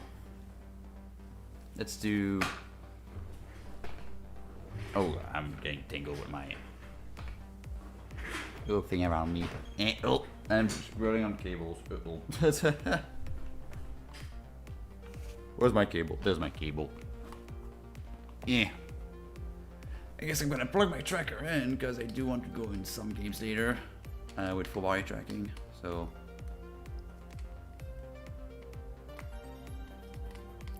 Yeah, there you go. Charging, charging. Alright.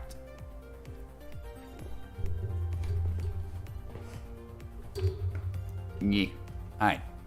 Back to the avatar we go. 2 hours in. We've got 1 hour to go. Yeah, if you're enjoying the stream so far, you can give us a little follow on Twitch and Twitter. And a sub on YouTube.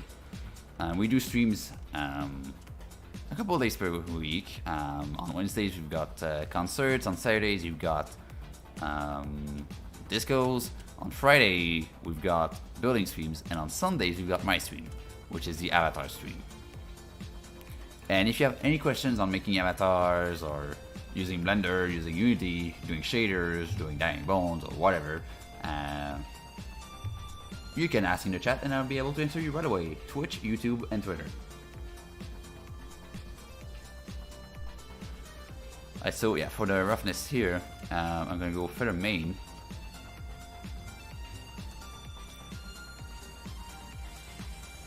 So roughness here is at full. So I'm gonna take this and this first rectangle here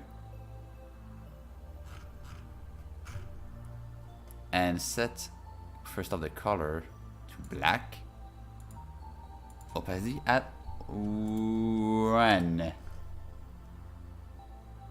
The pattern on the arm, I'm gonna set it to black as well.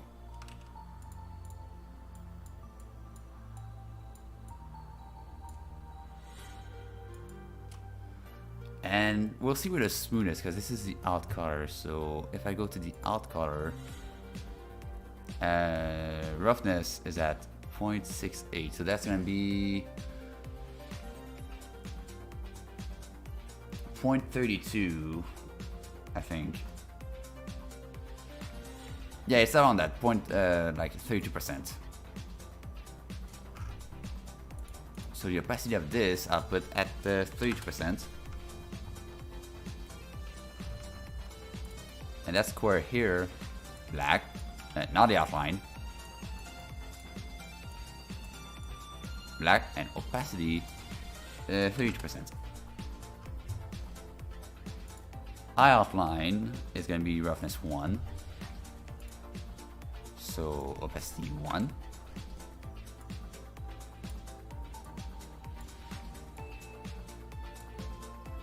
This. The pupil is going to be roughness 0, so opacity 100%.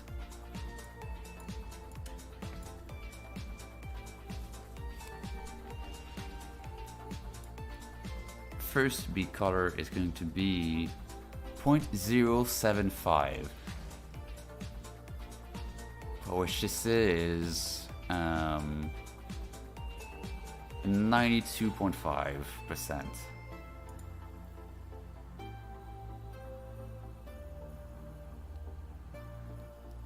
I'm gonna just set it to 92.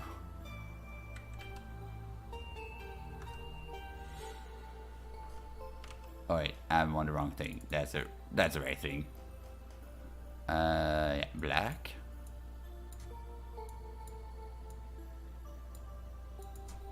%. And I guess all the beak have 92%. Yeah, so all of them. 92%.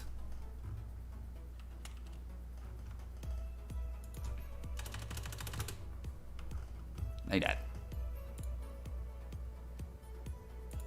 Now the leg we're at 0.5.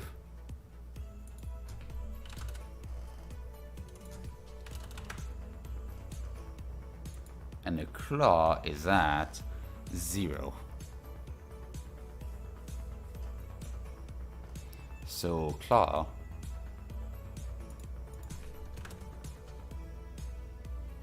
there you go.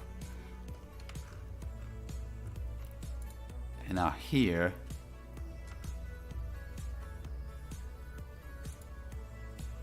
yeah, we're at 92%, so yeah, this is also going to be 90%.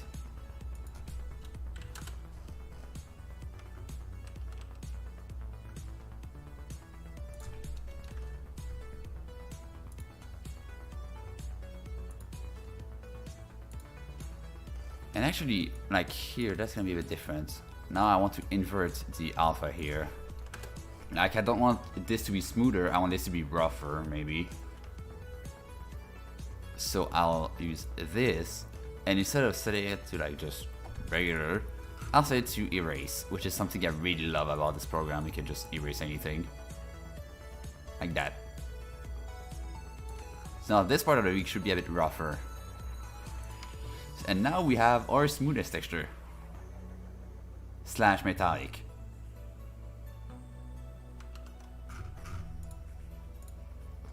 And we can export this as Tommy Smooth. Smooth. And now we can open up a new file. Tommy Smooth. There it is.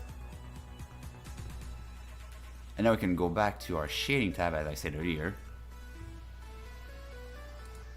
And this material, so the Tommy material, we're gonna open up using the drop down, this one, Tommy Smooth. So now if we start putting back materials, we should start seeing, like, yeah, the eye, you can see the eye is already back to normal.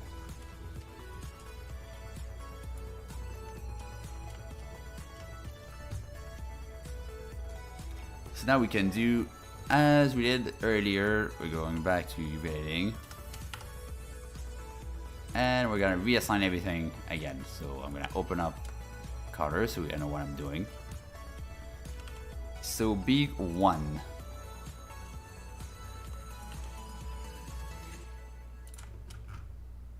I'm going to delete it.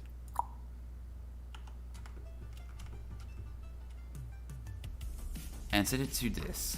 I can set it to any color if I wanted to, but I'm gonna go with this one here because that's the one I want to have. Now I'm gonna unselect, select B2. Do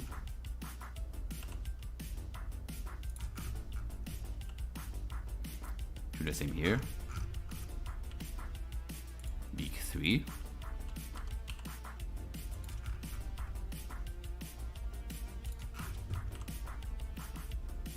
B4.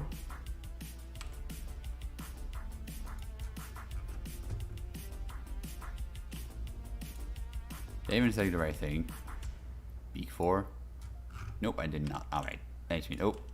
Nope, I don't this to be distracted. B4.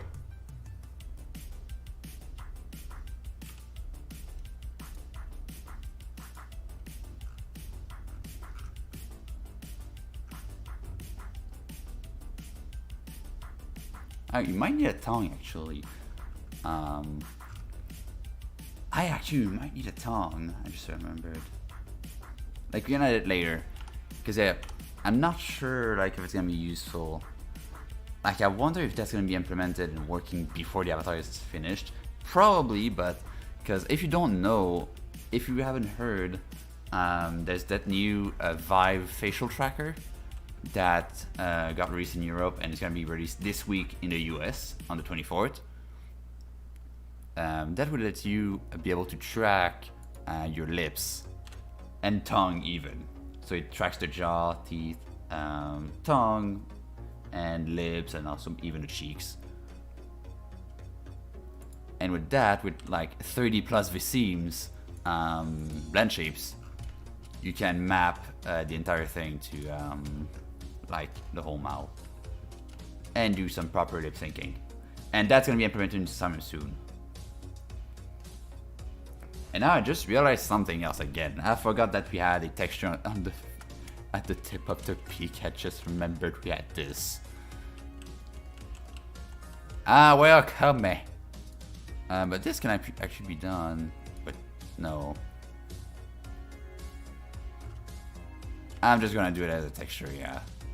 I'm gonna unwrap this separate.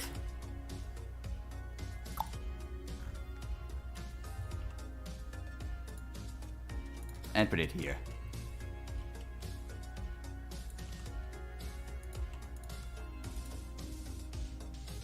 Take as much space as you can.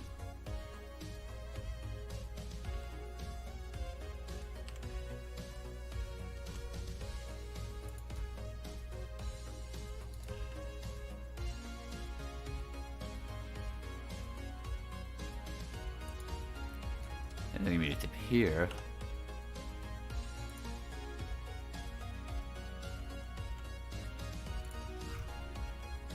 Take the leg. Hey, please. There you go. Take the leg. Place it here. And a claw.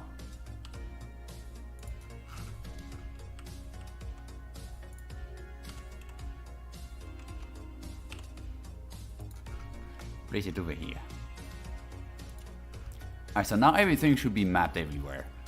So we can just except for the tip of the beak. For that, I'm quickly going to re-export the UV layouts again.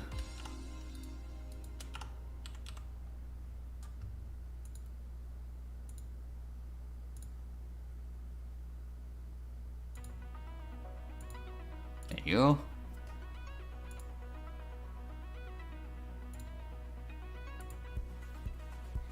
And re-import it again.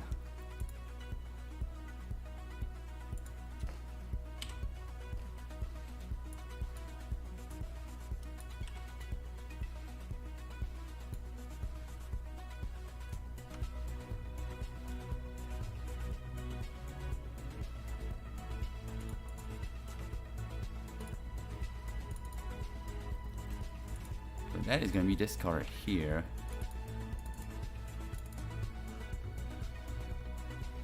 I have to lock it. Thank you.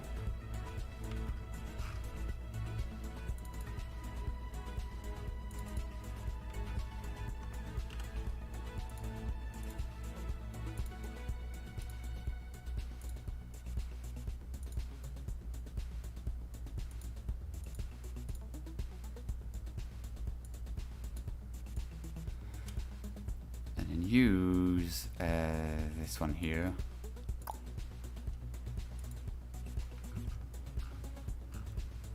There you go. And what is the color for the tip of that beak? So I can do the pattern correctly. I am actually just gonna copy the pattern over.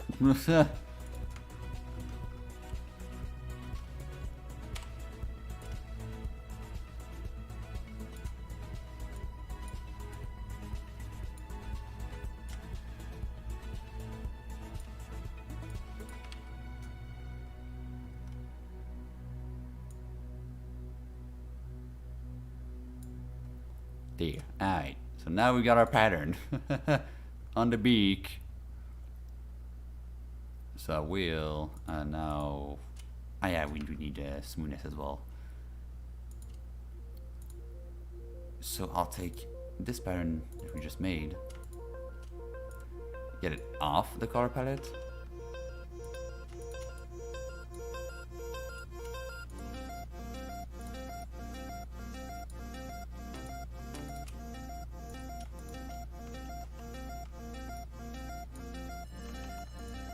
And place it under that palette over here.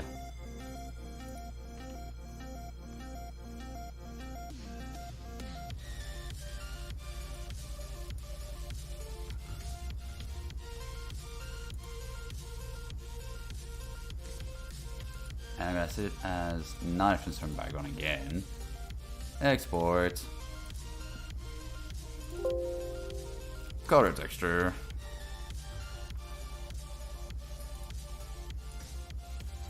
Go to the smoothness. Transform background, no thank you.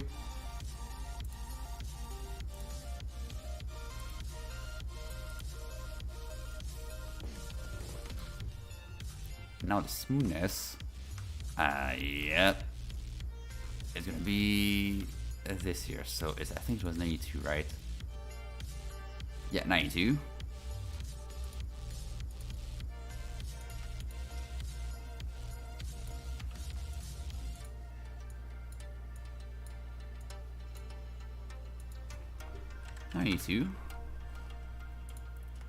And this here I'm gonna use as an eraser because I do want it to be rough as well.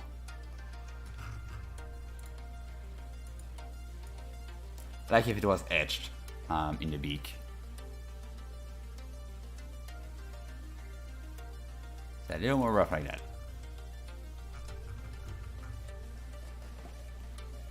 Yeah, that should be good.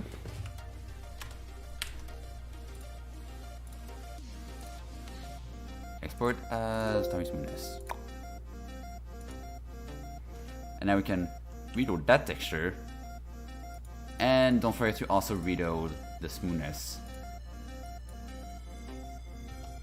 And now in theory, if we remove all of the materials, except the first one. There we go. And we also have the texture on the beak here too.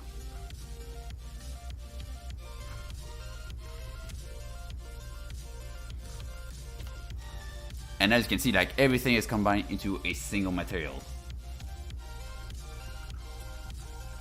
Meaning you've only got one draw call for the whole thing instead of 16.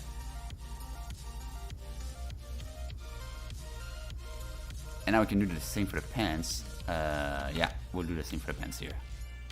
I think those were the map, right? Water?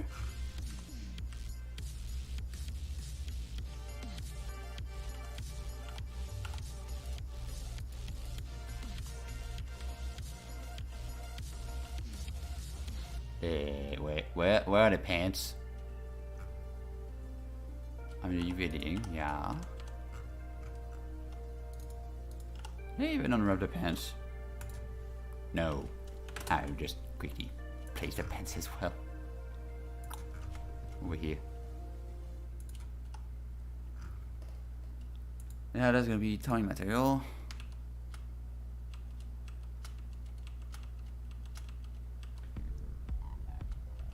Which looks a little different. Do we have the right color even?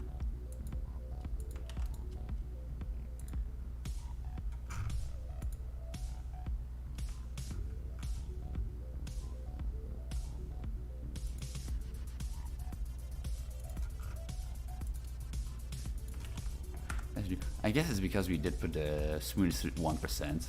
So it makes a little tiny difference, but like 1% is what? 0.01. So 99.99. It should make that big of a difference.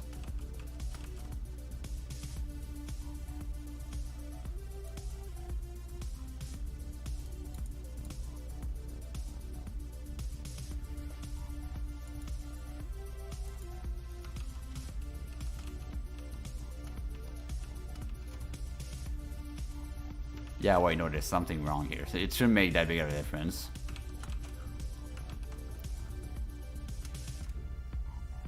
But anyway, I think that's still the right color. And I forgot to do something important with the pants. Dumb bird brain here. I forgot to make the extrude in here.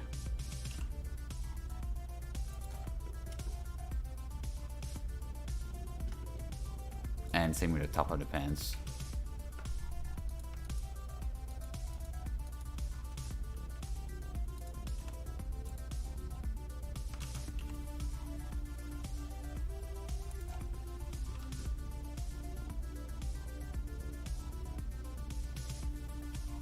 There we go.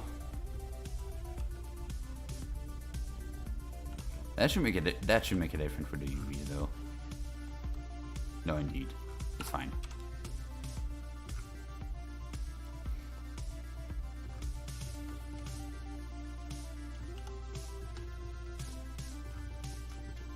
I think we may still have quads here. Yeah, we do have quads. Yeah, some quick adjustments to the mesh.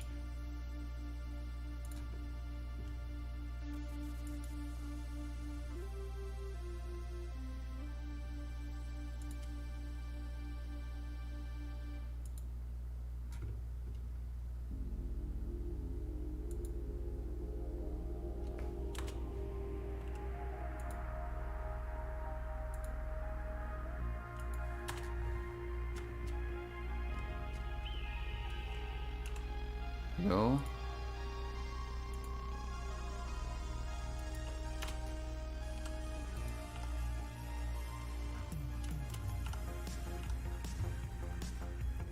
Quick adjustments. There we go, we've got 40 minutes left.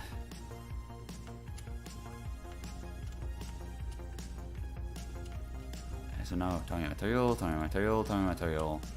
And then tiny material. And now we're just missing the glasses. So for the glasses, I'm going to create a new Tommy material. Tommy glasses.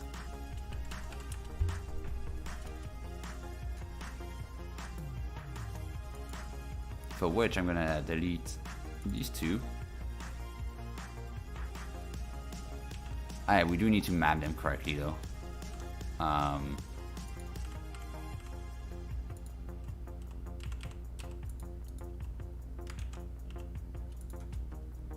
Put it there.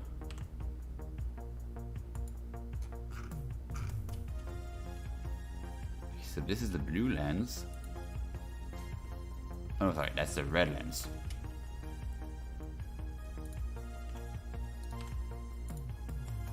And that is the blue lens. Now we can delete. And we can make things transparent here, so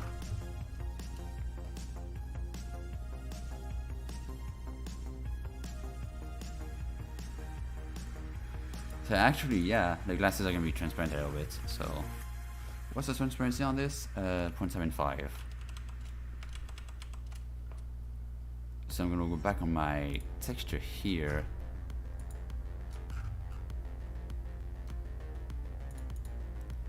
New little color.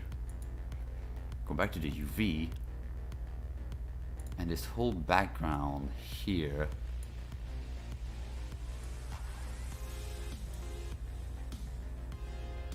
I want fully white.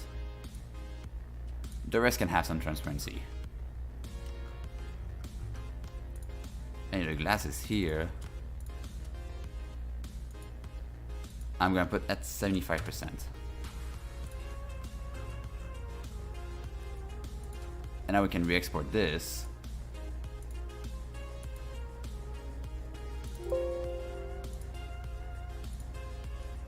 And refresh.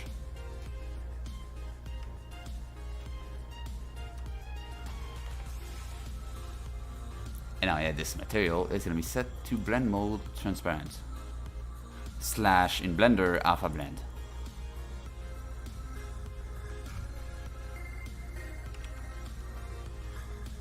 And I need to create a new. Okay, what did I do here? Ah, yeah. I want to delete this one and set this one as tone glasses.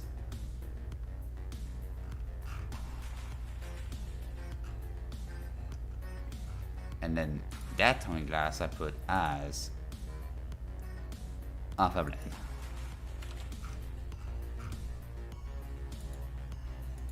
Oh wait, no. Wait, yeah. Dummy material. This one. And this one. Alpha blend.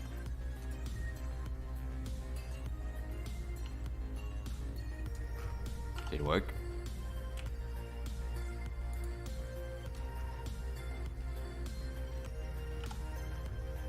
I don't see transparent though.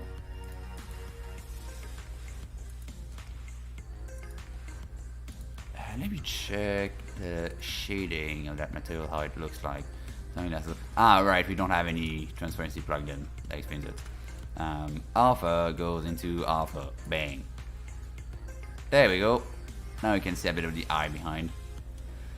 Like this shouldn't matter for Unity because it's gonna be different. Like it's gonna be similar, but in terms of the amplify, but it's not Blender, so it's gonna be different, obviously.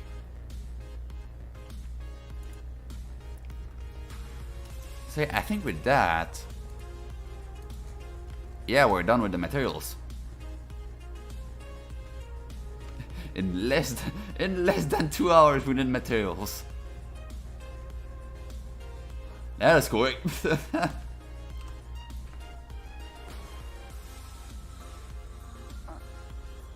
Here's the thing, there's no way we're doing the whole rig in half an hour.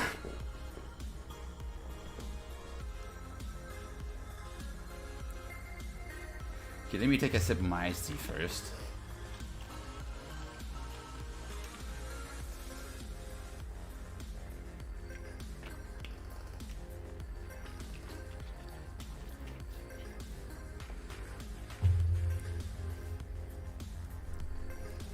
Alright.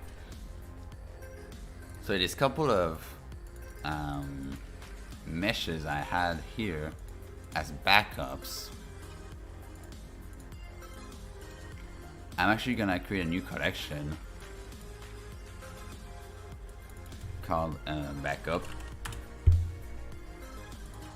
I'm gonna move those bodies here to backup and hide. That way we have a backup, but it is not cluttering our hierarchy. So save this quick. So I guess we can start the armature. Like we'll probably not be done with the armature today, and we're definitely not waiting today. But next week we're definitely gonna be waiting.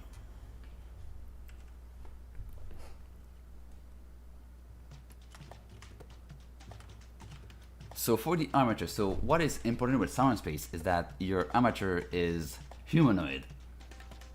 So pretty much it has like a humanoid like bone structure. So you have a spine, chest, neck, head, 2 arms, fingers, 2 legs, 2 feet.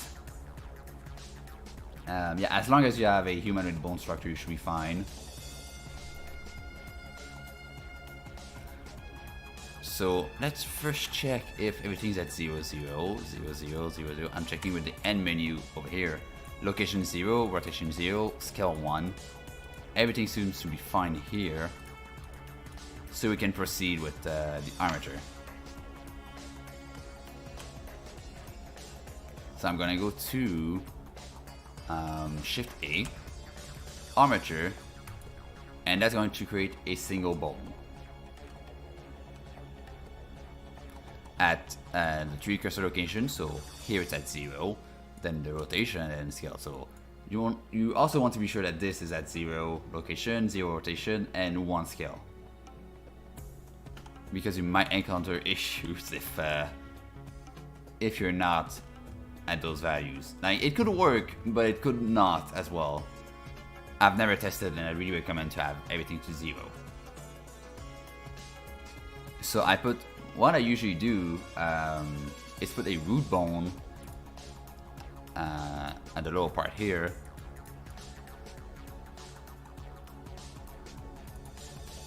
And I'm naming this bone root.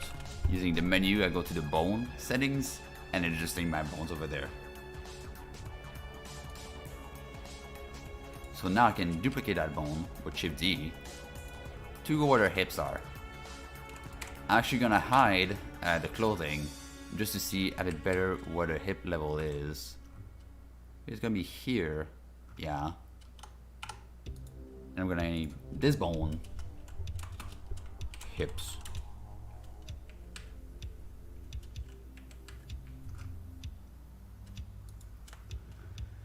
So here's the structure: hip, hips, spine, chest, neck, head.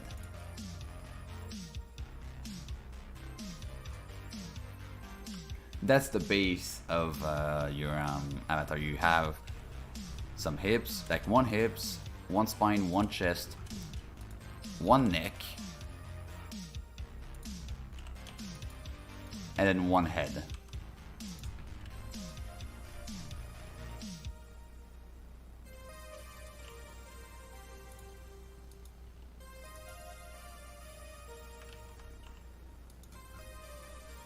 We'll see how mine bends, but yeah, you should have this.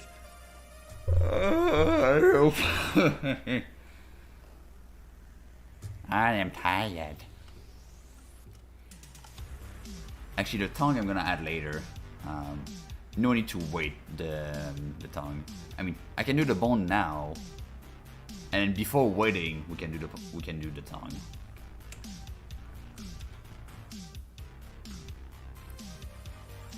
Right now,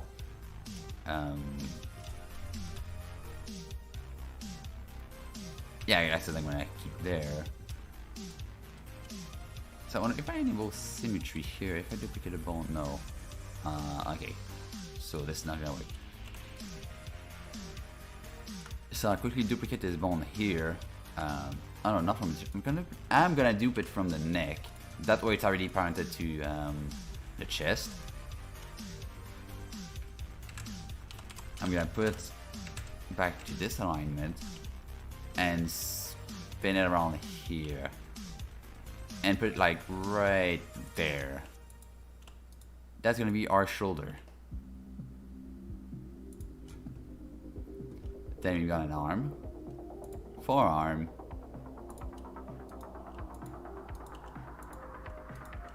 so, and wrist.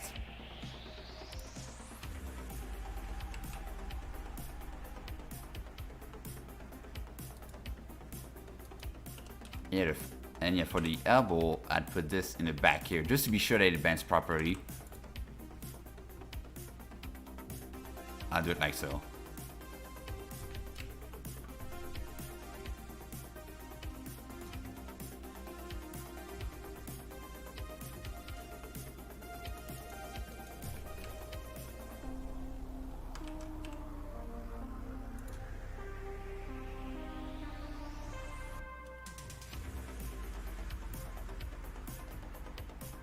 Like that. Yeah, we're missing half an hour here. We won't start waiting, but we can do the bones at least. So yeah, you need shoulder, arm, forearm, wrist.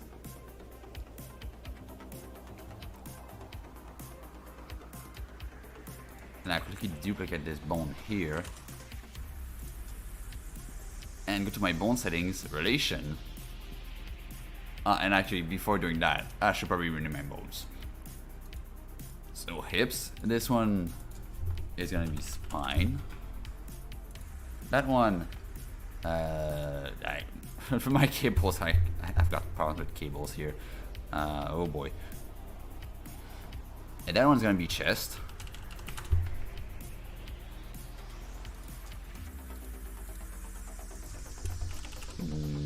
Neck, yep. Head.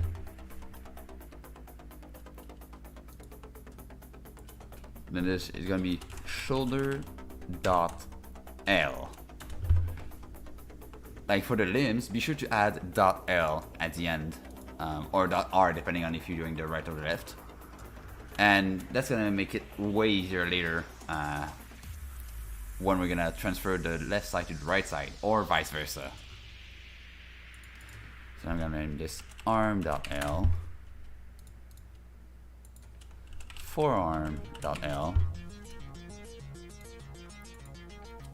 and then hand.l. You can also name it wrist or hand or whatever you want, but you know, as long as it makes sense. And now here we can go back to the start of finger here and rename it properly to whichever finger we're gonna make here, but point it to the right bone. And here we got a neck. What am I saying? Good morning. Or afternoon. It's gonna be hand.l. There you go.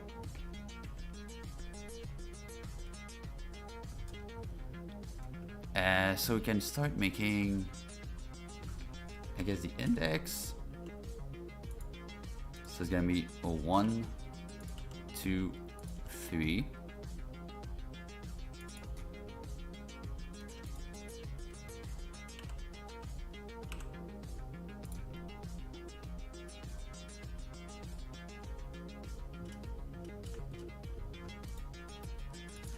So index 1.l, index 2.l, index 3.l.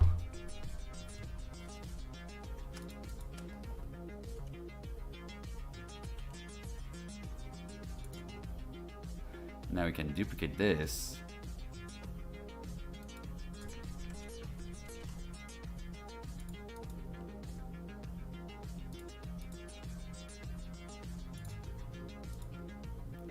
And move it along just to be sure it's styling properly.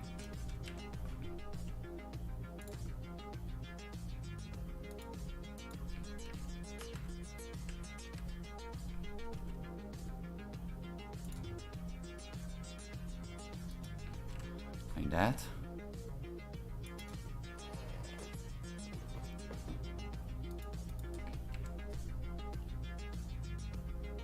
There you go.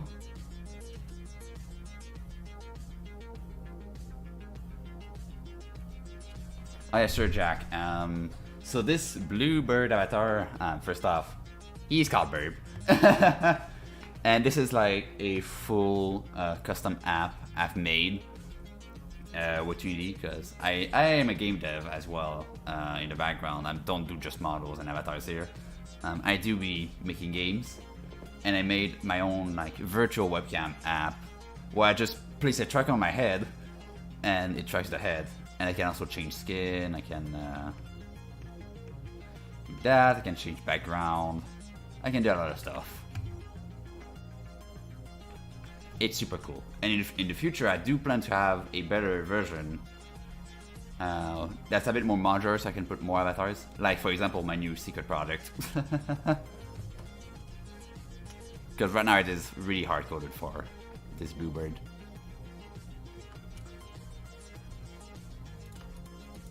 My blue boy.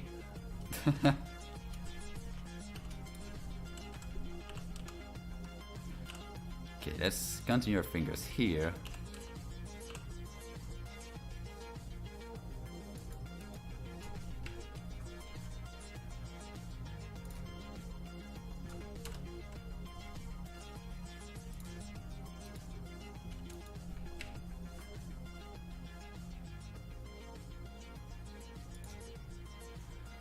There you go.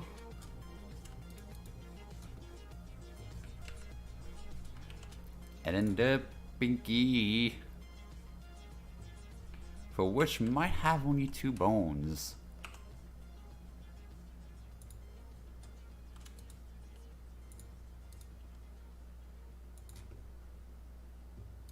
Yeah, the pinky will only have 2 bones.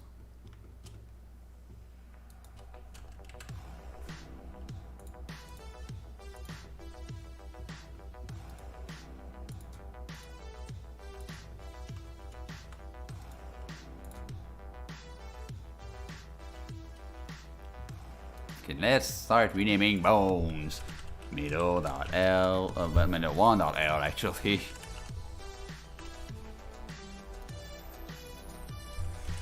Middle 2.l. Middle 3.l.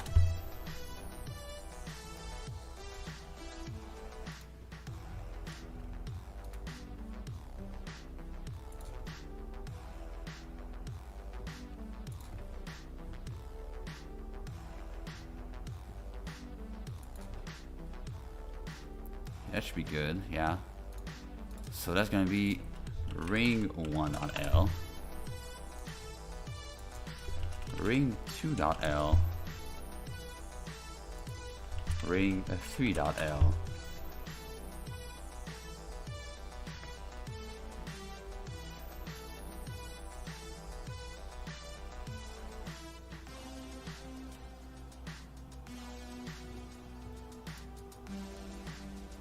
And now little 1.L, little 2.L, and usually I'd have a little 3.L, but not here.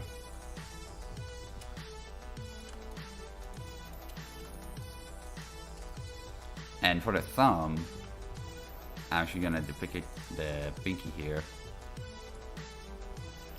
We got 20 minutes left. Oh boy.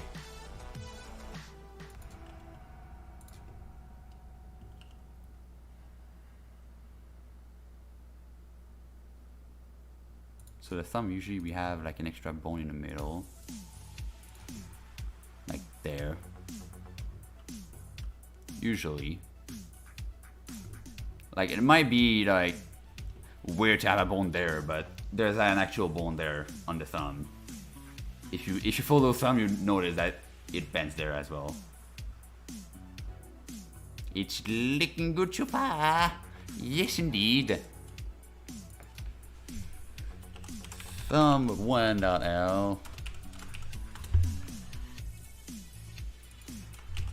thumb 2.L,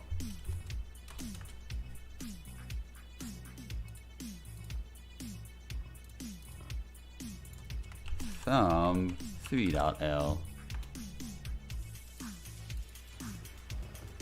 Okay, and now we have our fingers. Fingies. Woo.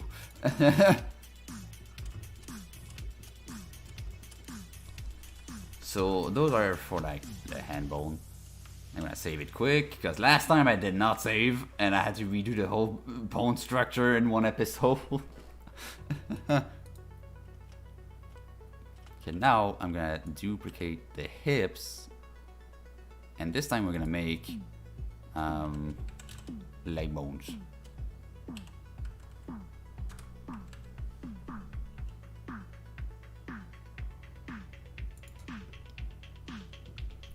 So legs are gonna go here.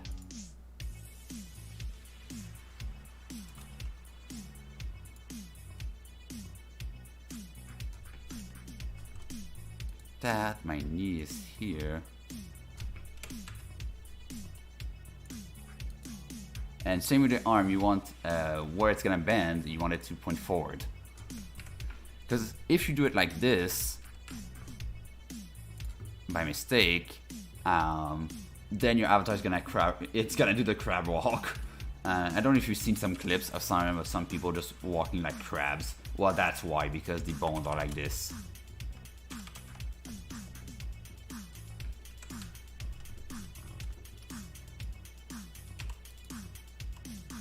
So just have to be careful with that when you're making your own avatar. And that can also apply to other games, I think, as well, not just Somnium. Alright, so I'm doing this, then I've got the foot here.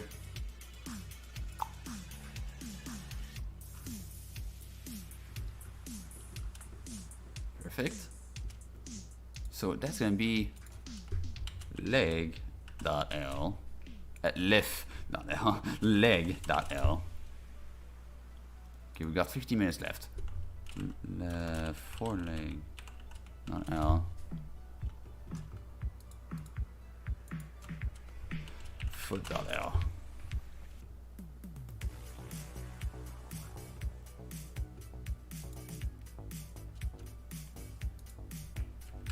And here I'm actually gonna duplicate this, scale down to 0. And spin that bad boy 180 degrees.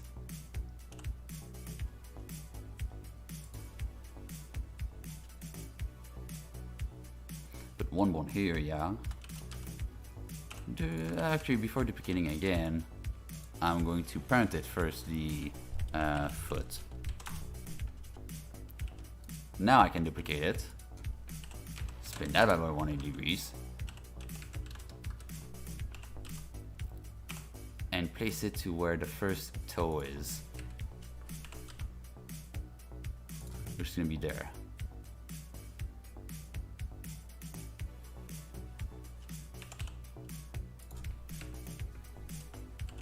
Again, duplicate it again. Actually, those bones, the Z point is going to be at 0. It's going to be aligned with the floor.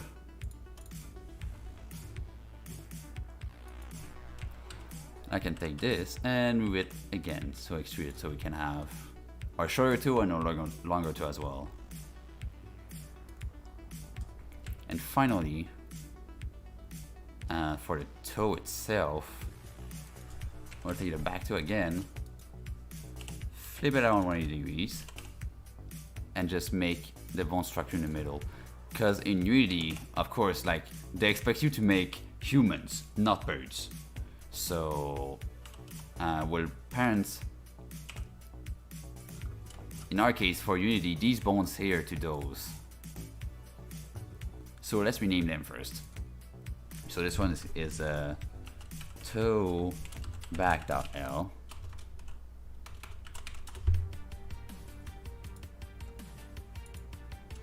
Toe, I'm gonna name it FR for front right dot L.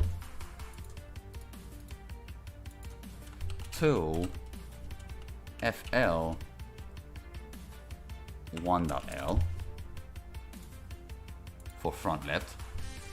Toe FL 2.L. And I'm gonna mean this one, toe front 1.L. Toe front 2.L. So this is parented to foot L. Yeah, perfect. So this is parented as well. Perfect. These ones I'm gonna parent to toe toe front 1. Toe front 1. And this one to toe front 2. And not connected. There you go. Now, if I went to pose mode, it doesn't move. Please. There you go. Now, if I do this, there you go. So auto should move perfectly fine.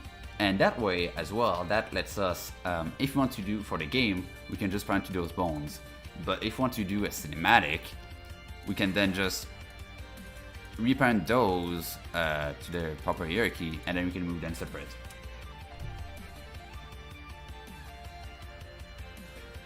That's super useful.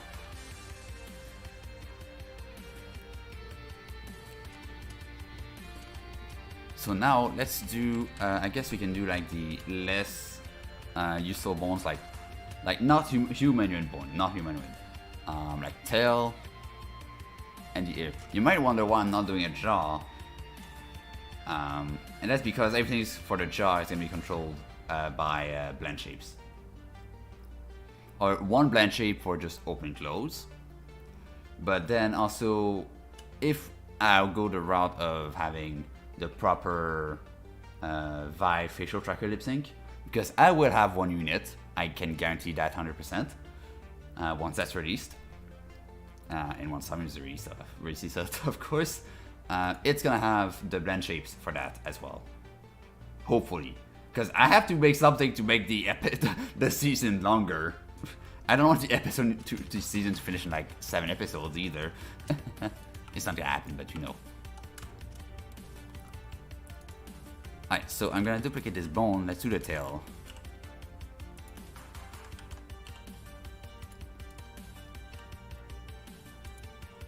So I'll just do 2 bones here.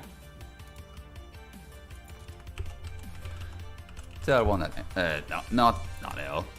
Tail 1. Tail 2.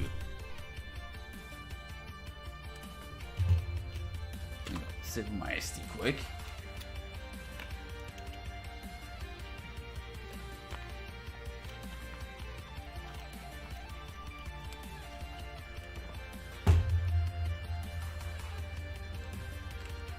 Alright. And finally, let's do the ears. So I'll duplicate the head, point that to the head.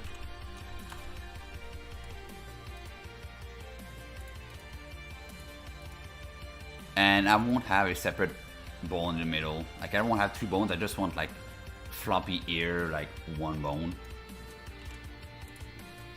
I don't know how to describe it, but it's like, if it was a stick, it's not like... It's not like with Rai or other avatars, it's really like one thing that moves in one piece, almost.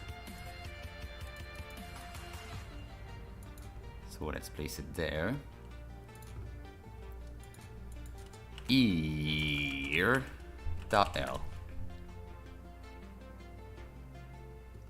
Perfect. So now we do have our bones prepped. So we have the toes, the leg, hip, spine, chest, neck, head, shoulder, arm, forearm, hand, all fingers, the ear. We don't need a jaw in our case.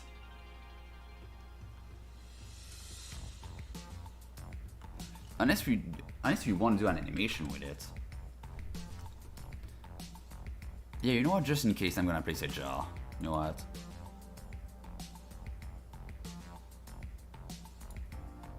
Just in case.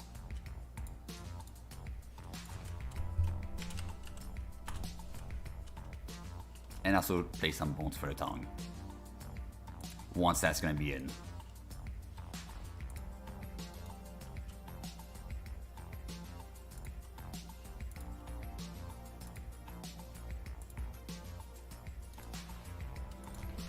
Tongue 1. Tongue 2. Tongue 2. Tongue 3. Tongue 4. And the tongue I'm actually gonna parent to the jaw. For now. Should I actually? No, I'm not. I'm gonna instead parent to the head. And the jaw is also parented to the head. Okay, now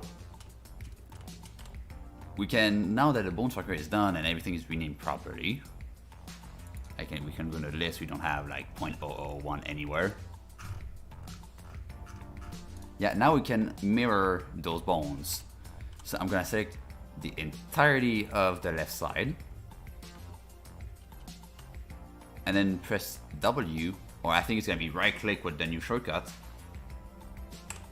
Not yet, Blackout. We have 7 minutes left. And then, okay, so for you, I think it's gonna be right click, but for me, it's W with the 2.7x shortcuts. And then select Symmetrize. There it is. Everything is perfectly symmetrical now.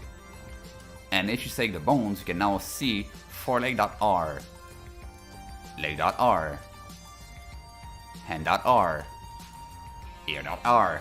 Like, all the .l's have been converted to .r for right. That's why we put the .l at the end of each of the limbs names. That way you could just symmetrize like that, bang, already done. Super fast.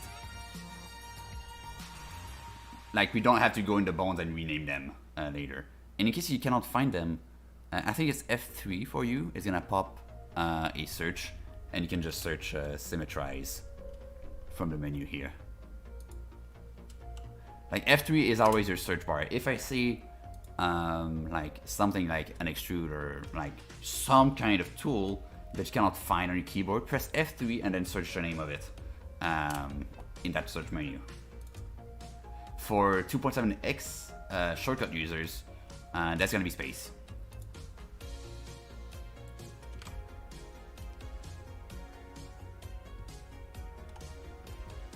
Wait, I think with that,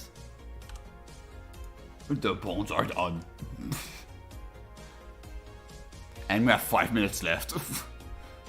I have no clue what to do now. For 5... what can I do in 5 minutes? I don't know. I guess I can start doing the little display, like the little Twitter post.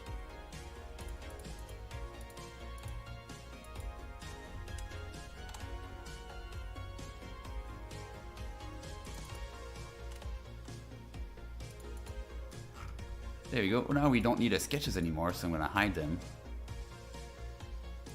And that armature is gonna go in the collection main. There we go. Tell me armature. And all of the meshes. Yeah, I'm gonna point like the body, glasses, pants, and shirt to the armature. So I'm gonna select all of them in the hierarchy and then drag and drop them, shift, and then pant. So now if I move the armature, it's gonna move everything with it.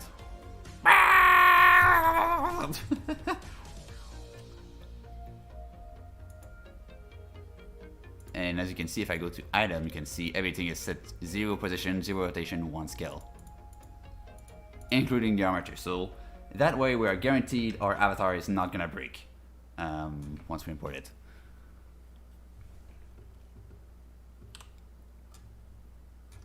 Alright. I don't know what to do now.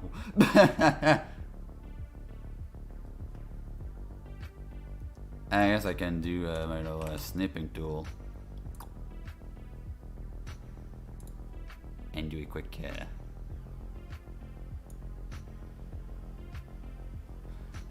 I need to zoom out a bit.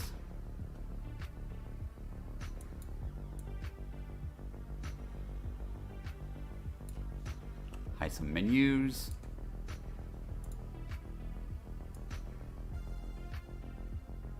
There we go.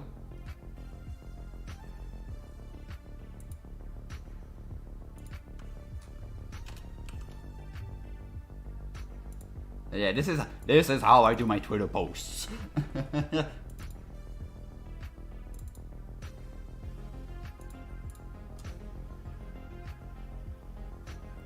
I'm in the first sketch.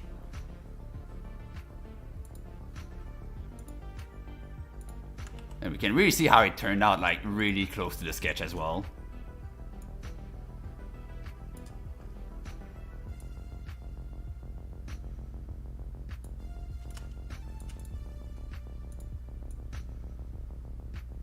Like if I just do a comparison here.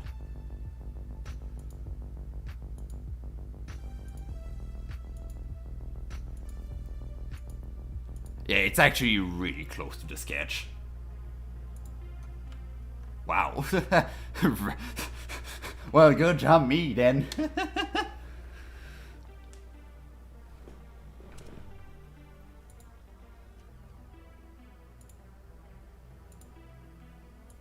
Yeah, that's awesome. Keep calm and watch movies.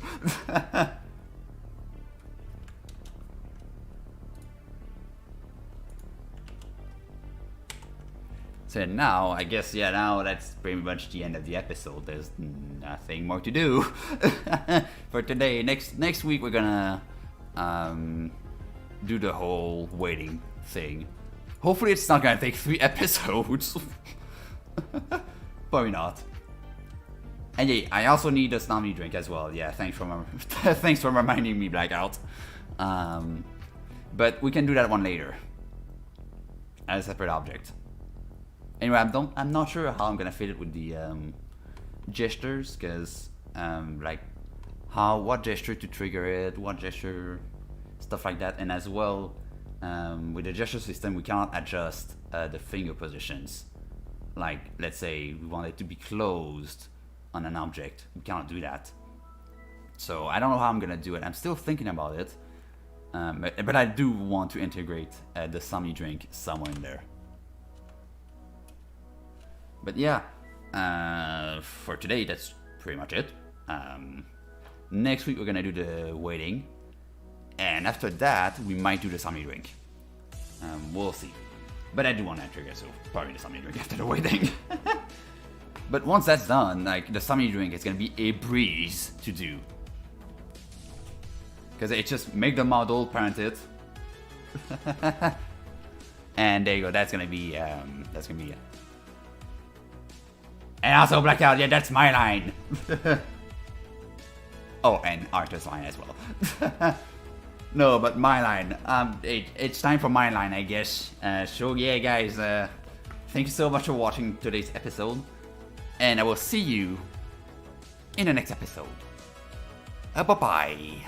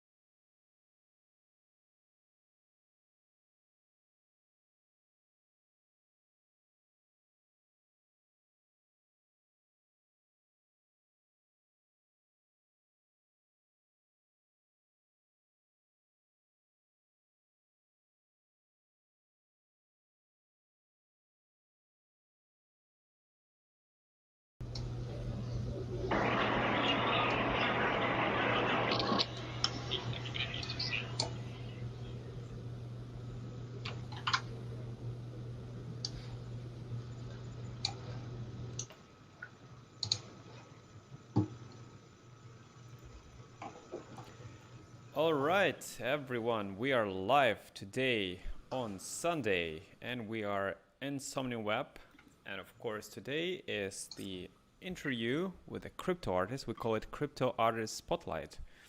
And with us today, the man who is in the middle of this interview is Mickyelloow Project, and we will be learning everything about his journey in the art space, in the crypto art space, and maybe in art space in general. And probably, knowing our previous discussions, we'll dive into metaverse and all things around it pretty quickly. So welcome everyone, thank you for coming. Also thank you for all people who are watching us live. We're in Web Parcel. If you feel you want to join, there is a link in the description of this stream. Just click the link from any device and you'll be able to jump in right away, come here and listen to us live if you wish so. So, hello, hi Mickyelloow, hi, how are you doing? Good, how are you guys?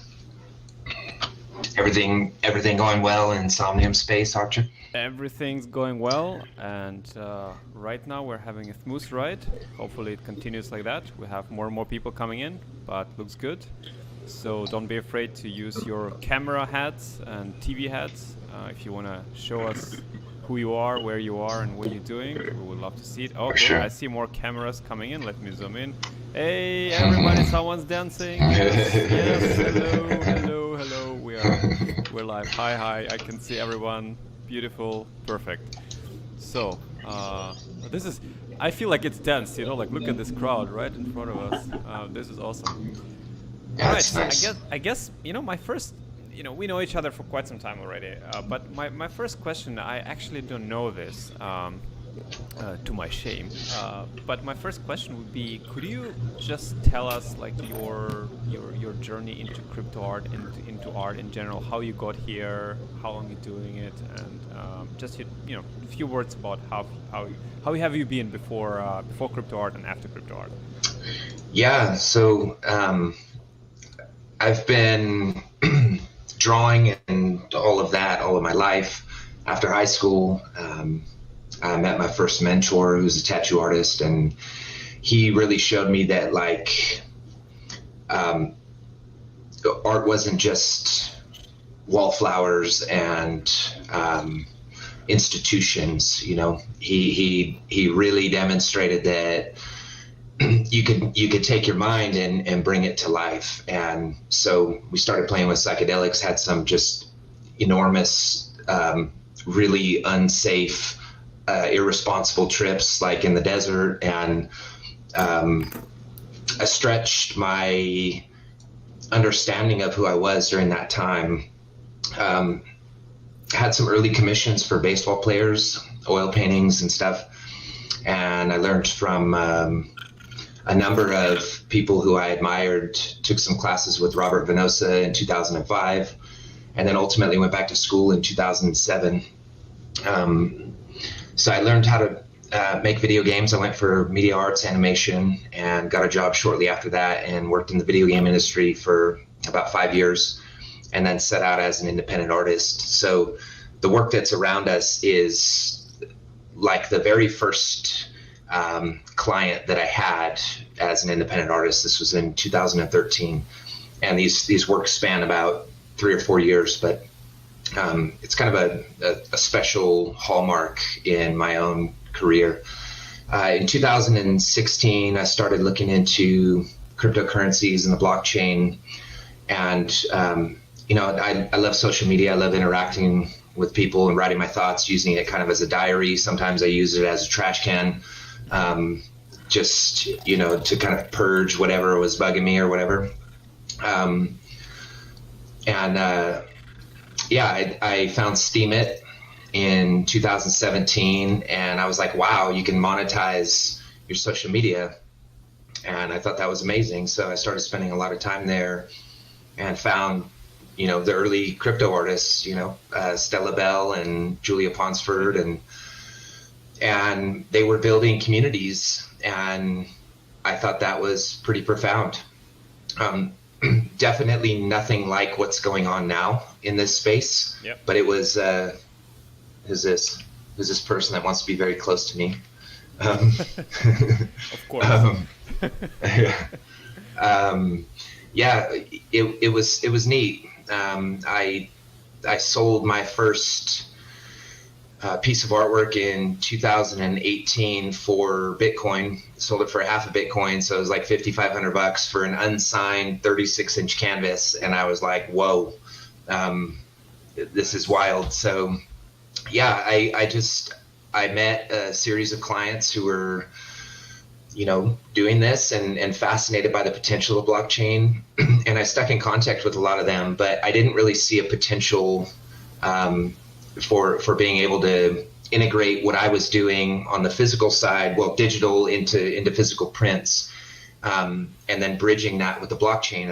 I really wanted to authenticate my prints with a hyperstamp of some sort on the blockchain, but the technology wasn't there. I mean, in 2017, the extent of the NFT was CryptoKitties. And I think I just kind of got bored or something. I'm like, I couldn't really envision where it was going. It seemed like a lot of struggle for not a lot of return. People from all over the world were flooding Steemit and upvoting posts, so you get like 300 upvotes and, you know, end up with like 8 cents. Your post worth like basically nothing. And it was just a lot of work for a diminishing return. And so I stepped back to what I knew and just did art with, the communities that I knew. In 2020, I guess in May, Glass Crane, who I think is here, he reached out and he's like, "Hey, have you heard of Super Rare?" And I'm like, "I don't know." He's like, "Check it out." So I went and looked, and I was like, "Oh my God, they did it! Somebody pulled it off." And I jumped on it. Like, I just did not hesitate. It's interesting. Like, a lot of people you tell about crypto art, about NFTs, now it's different. But a year ago, even or 6 months ago, they're like, "What's this? I don't really get it. This seems like a lot of work." And now you say NFT and they're like, "How do I get in there?" And it's like, well, it's kind of late to capitalize on the mad rush at this point, but it's certainly not over. This is just the beginning. So yeah, that's kind of everything leading up to this moment. I met Natural Warp pretty quickly, as soon as I got onto Super Rare, and he was setting up shows in Somnium Space before, anybody really, and organizing events. And he just very, very kind and very, very supportive of this whole thing. So yeah, if you're not familiar, this parcel of land, Natural Warp built this gallery for me, and he has how many, George, like 20 parcels that you built on? Okay. Well, anyway, he has many parcels that he's built on Insomnium Space, and many art galleries. So this is just one of them. Yeah, anyway, it's amazing. Yeah, cool. I mean, this is fascinating story. And by the way, everyone who came, thank you for coming. Welcome. And if I may ask you, please mute your microphone on the top right if you're not speaking. We'll have some minutes for questions later on. I can hear someone. Okay, cool. Thank you. That was fantastic. Now we have crystal clear sound. Cool. So I would say, I always, when I interview crypto artists, or actually anyone, I tend to ask frank and straightforward questions. So what do you think about crypto art scene today, and especially given the influx of new people and the NFT having their spotlight in the mainstream? How do you perceive all of that as the crypto artist?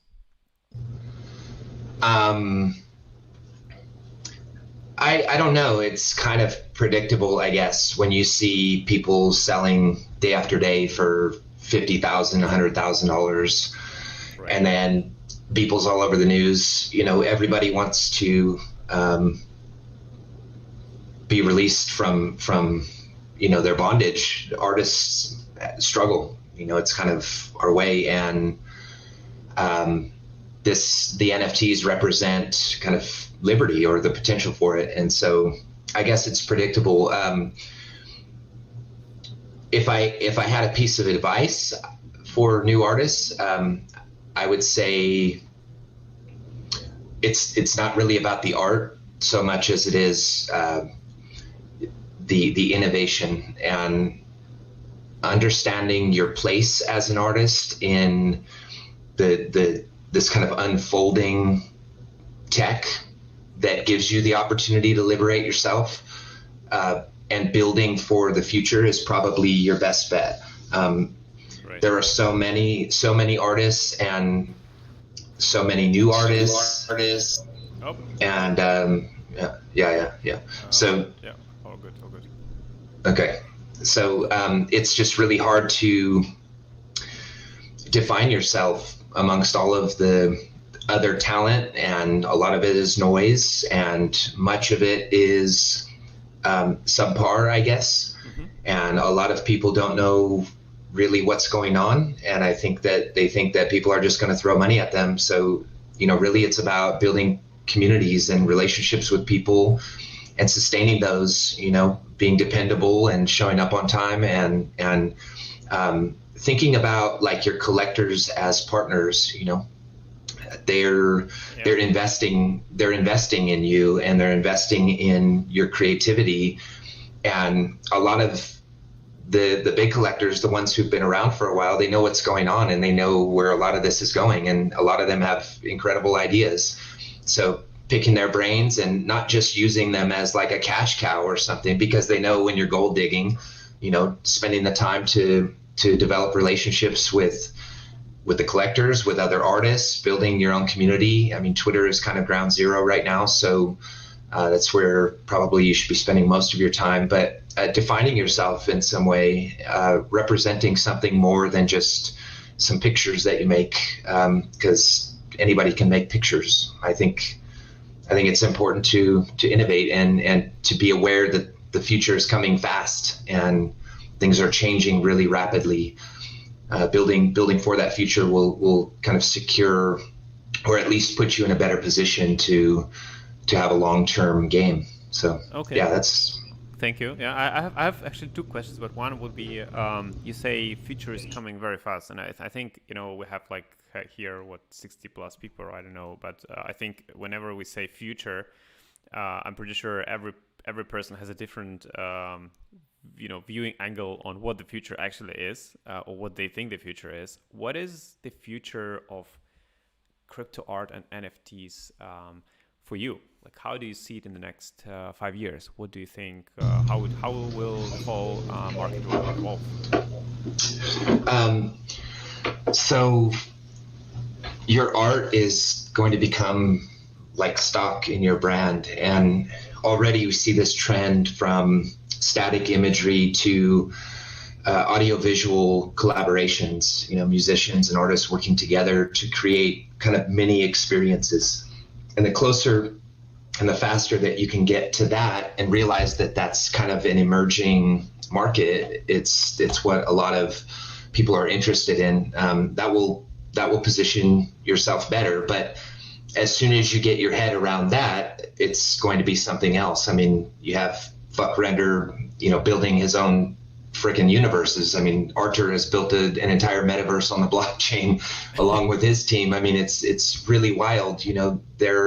There are people who are thinking like massive conglomerates, massive corporations. They're going to be building experiences that provide value to many, many people's lives. And so you can capitalize on that value, but you can also contribute to it. You can add value to these things. I would say that probably your static images are like a store of value for people. So, somebody will buy for a number of reasons. They'll buy out of love. Maybe they buy out of hype. A lot of the collectors are looking for a return on investment. So, how do you position yourself in relationship to the metaverse, and then exploring the potential of what NFTs actually are? NFTs are not just artwork. They represent digital assets. So basically anything you can conceive of that can be authenticated by the blockchain, physical assets that have some type of, tag or governance contract, or that need them. I mean, I don't know if that is necessarily real estate or something like that, but long term, I guess, like, people are going to be upgrading themselves, and have the opportunity to like download script and code and gain techniques and stuff. I mean, this is like really where NFTs are going. In the short term, I think thinking about building objects with attributes, things that do things inside of virtual spaces and virtual dimensions. Cool. All right. That's a deep and long answer. Thank you for that. And another question I had when you were talking about working with the collectors. Pt.5. If you're an artist working with a collector, Yeah. I would ask you, like, when do you think is... Excuse me, Mr. 477? When do you think it's too much? Excuse me, sir? Hello? To like, when... Sir, can you hear me? Definitely... Hello? Is there any problem? Hello? All right, cool. Please mute your microphone. Sir, please adjust your microphone. Yeah. It is hurting my ears. On the top right, please mute your microphones. Goodbye, sir. Thank you very much. This is the business deal of a lifetime. And anyway, so the question is, Excuse me, sir. what is sir?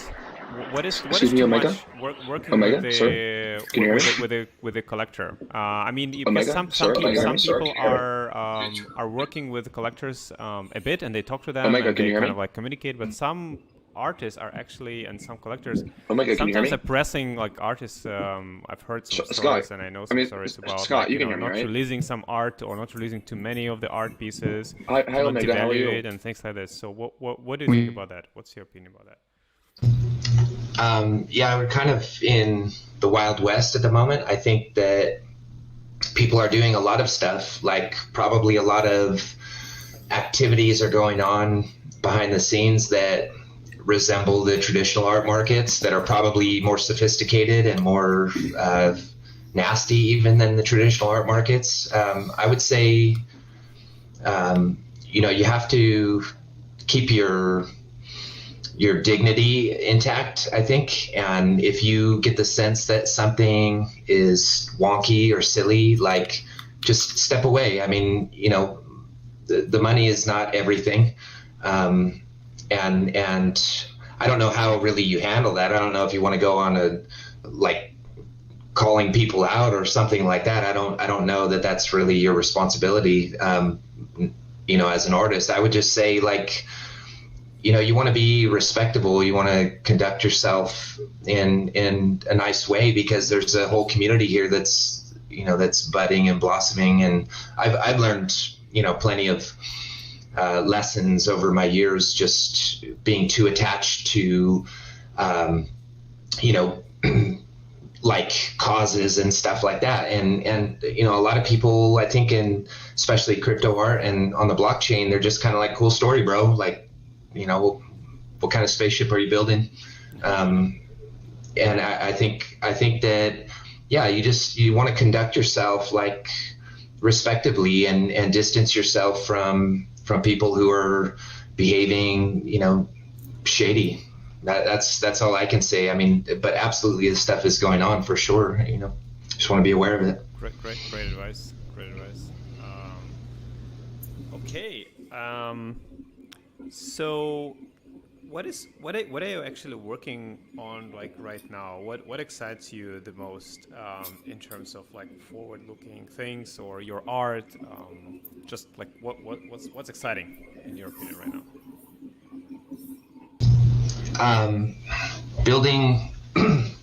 Building my land in Somnium space, honestly. Thank you.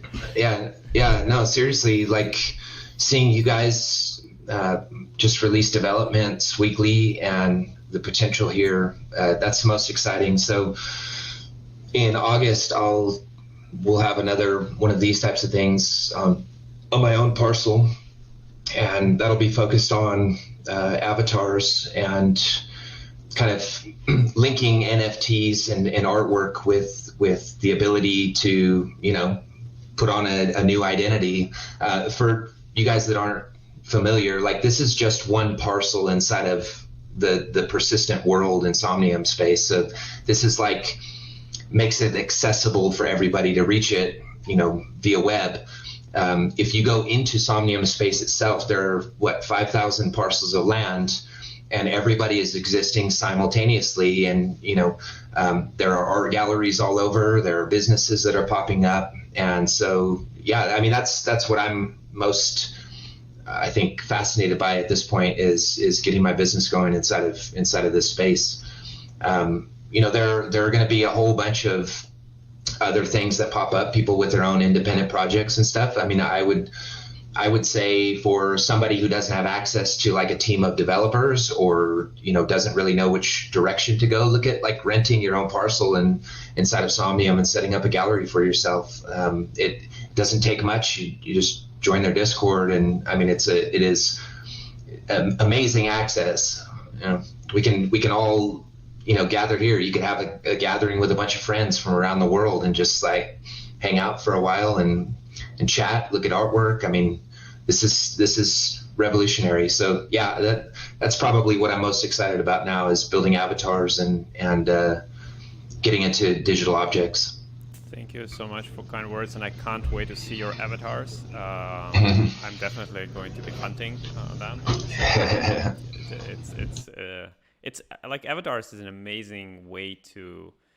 I think it's like a new dimension in art, in NFT art, because suddenly you can express yourself like in a three-dimensional or like even four-dimensional way. And you also, whenever you sell the avatar, the person who is buying it, it's breathing new life into it, right? And it's just amazing to see how people are actually kind of connecting with their avatars. I'm connected with my avatars a lot. Like it's a very deep connection, and I just cannot imagine like buying an avatar, wearing it for 2 months, and then selling it. Like I just can't imagine someone else, walking in my avatar. How can I sell that NFT? So yeah, that is definitely exciting. Thank you. Oh, I love to see. So let me. For those who are on the stream, so I'm now looking at all the cameras out here. Hello, people, wave at us. We see you. Hey, hello. Yes, the live stream sees you as well. Fantastic. This is awesome. Thank you all for coming. Thank you for being with us. Do you want to say something? I mean, I love your art. I love your style.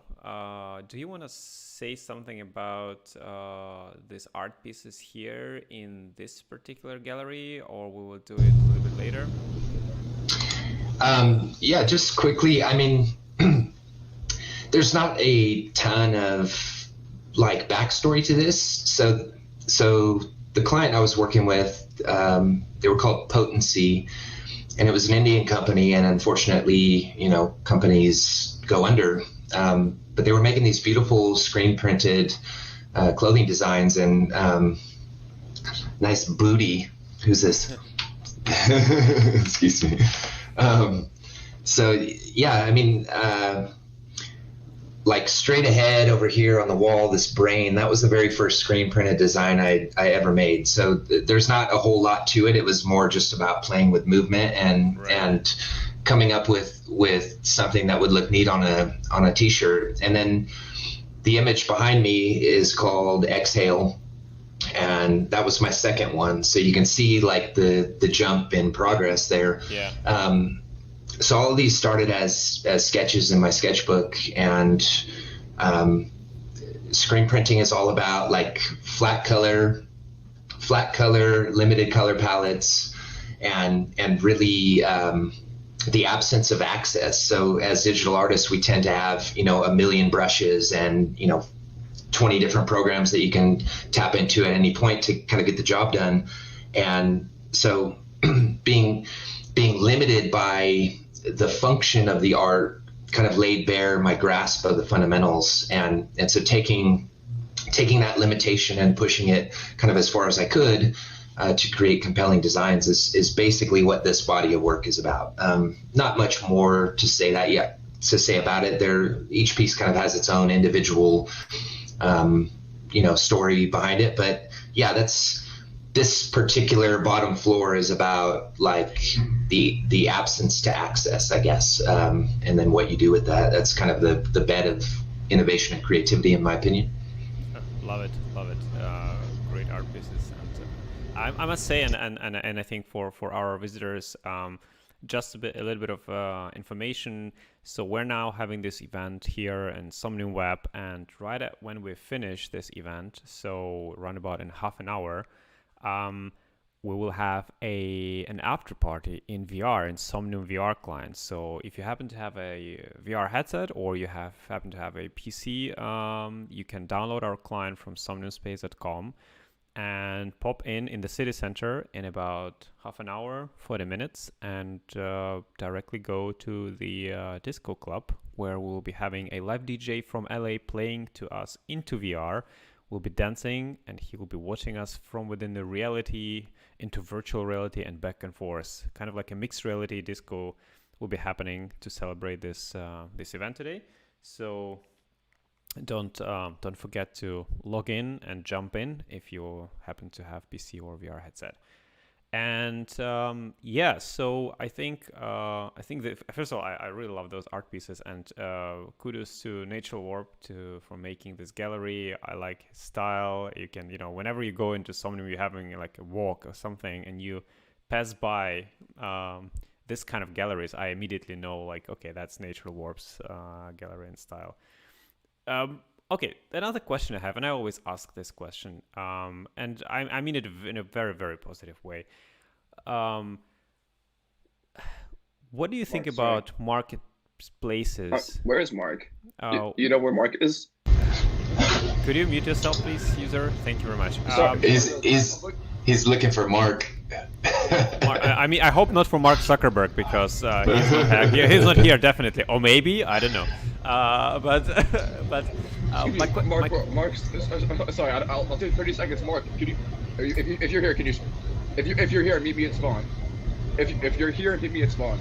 Could you please mute yourself? Thank you very much. Sorry, I'm good. Mark, if you're here, meet me at spawn.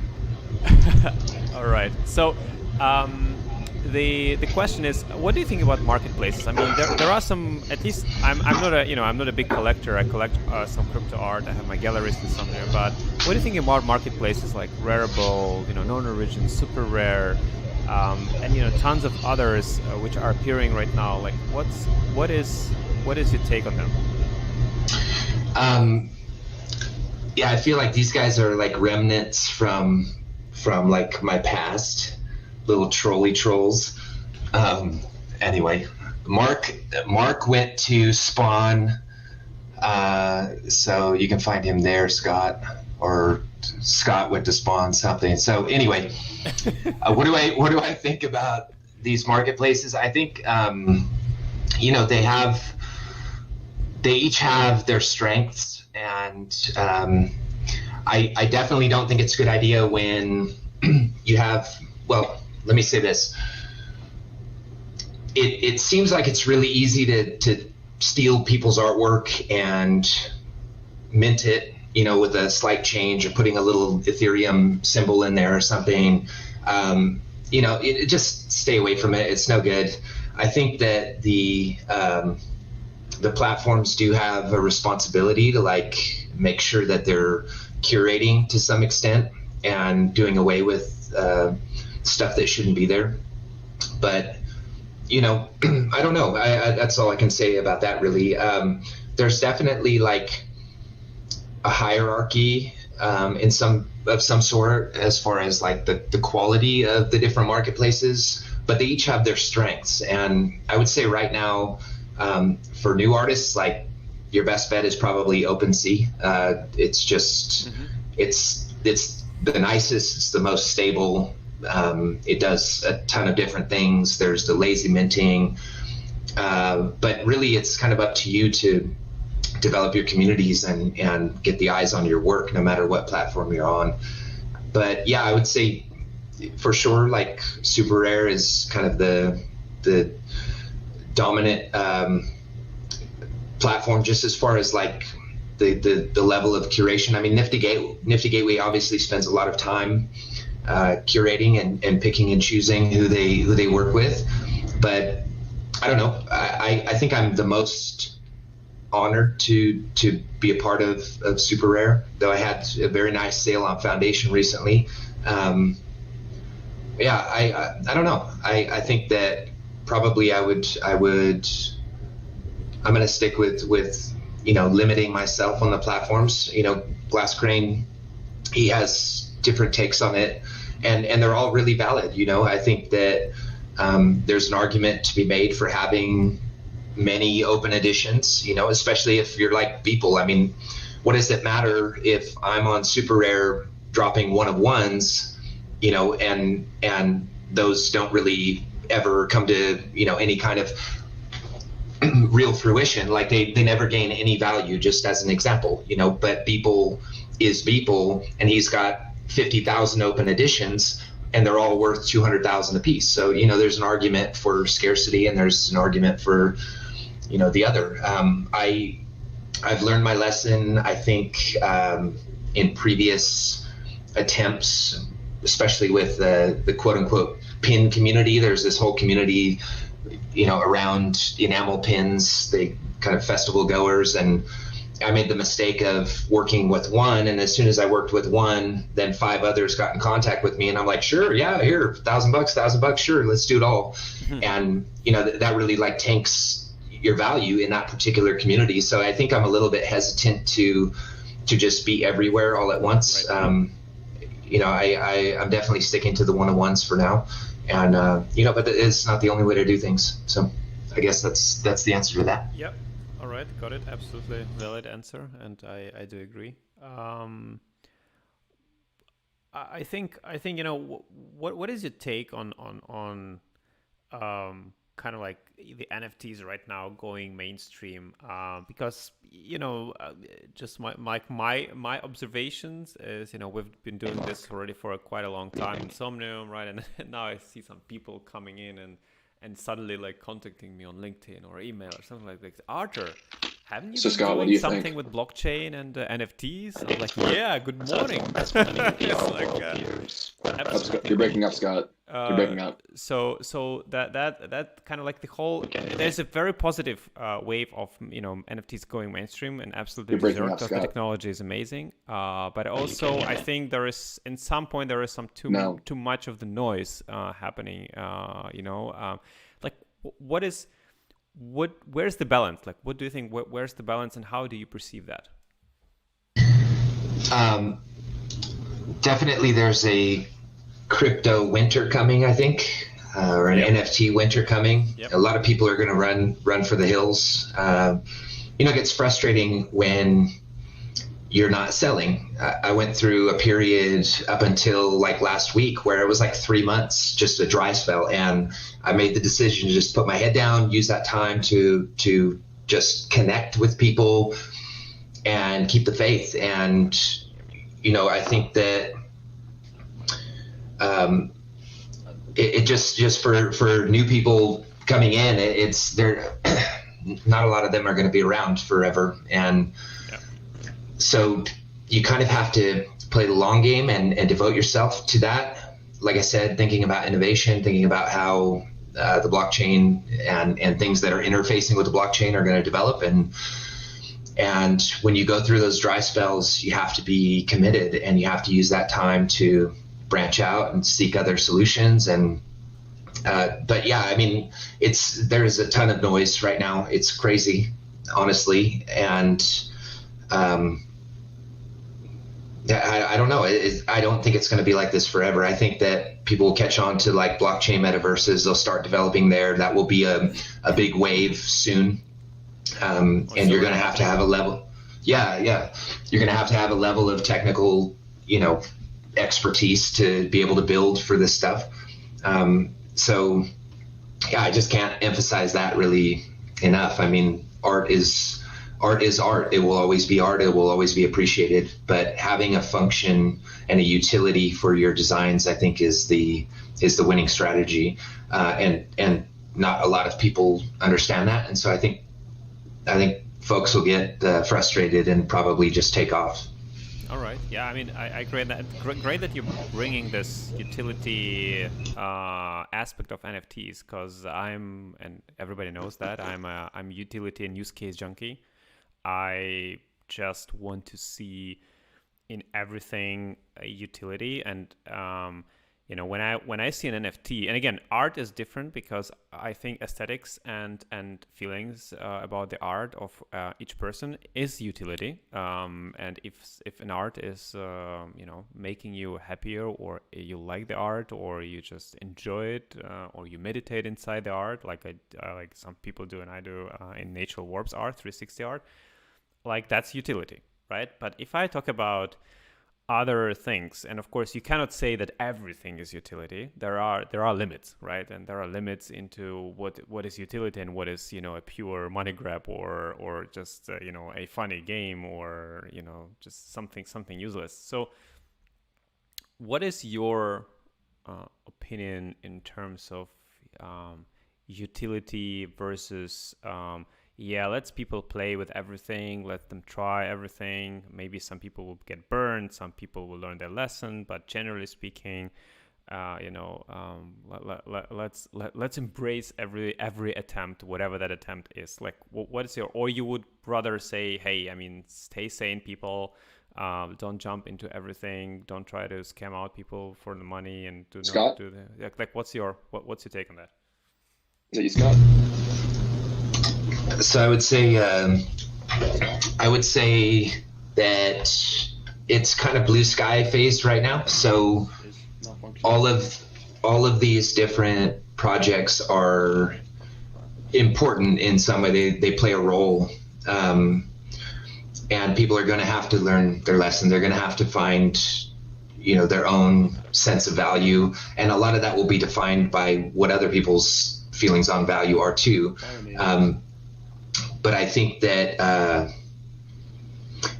I don't know. I guess I wouldn't say like I'm like against it or something. I think a lot of it is just very, very fickle and silly. And some of the projects are blatant money grabs for sure. Yep. And I think that it just takes time to know the difference. But I don't necessarily know that it's like a bad thing. I don't know. I think it's kind of a necessary process, and it'll go through waves. There, people will get tired of it, and then those projects will kind of fall off, and then we'll forget about it, and then there'll be another wave of craziness and silliness, and I guess just writing them out and having your own vision, sticking to that, and building for the future is the best way to go. Amen. 100% agree. All right, I think we can start slowly but steadily. Take some questions from the audience, which, by the way, the audience is awesome. I love all the TV hats. Let's do one more attempt. Everybody who doesn't have your TV hat on, just turn your camera on. Let's see everyone who is there right now. Show us your, yay, hello, I can see you. Yes, waving at us. Hello, yes, new TV hats right there. Hello everyone, great to see you. Awesome stuff. Yes, another one. Hey. All right, so I guess let's do the question time, and please let's try to stay organized. So who has a question, unmute yourself and probably ask the question. Anyone? Who's that? Okay, Ultra Lord, what's up?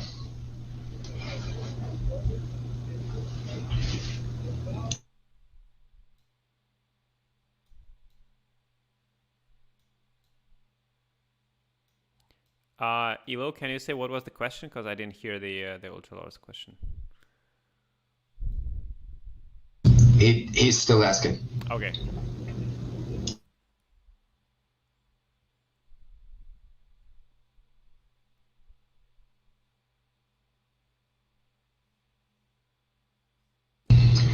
Yeah, well, they're on. Whoever's here, will you? Yeah, thank you. First of all, there are probably like 20 visionary artists who are on the blockchain and not on the blockchain that are here in this group right here. So thanks, guys, for showing up. It's all about your presence on social media right now. All of this stuff is happening virtually, and Twitter is your ground zero. So getting on Twitter and following your hashtags, whether that's crypto art, crypto artists, NFTs, metaverse, VR, like following your hashtags, and then you guys are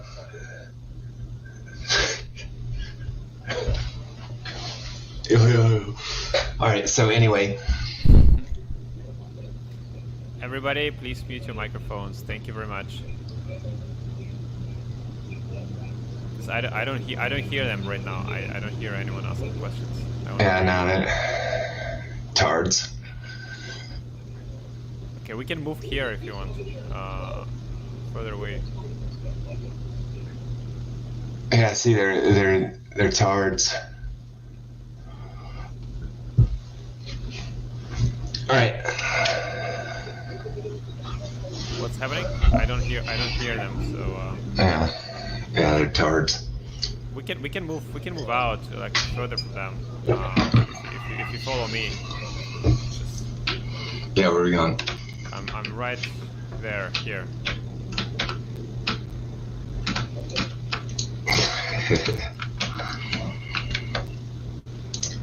All right.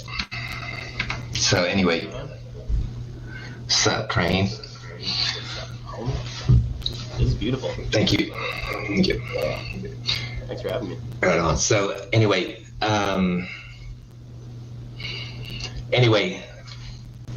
start with social media. Twitter is your ground zero. Build out your Instagram. There are Reddit communities. There are a number of ways to go about it, but Twitter's ground zero for sure. All right, that's fair enough. Did you get that, Ultra Lord?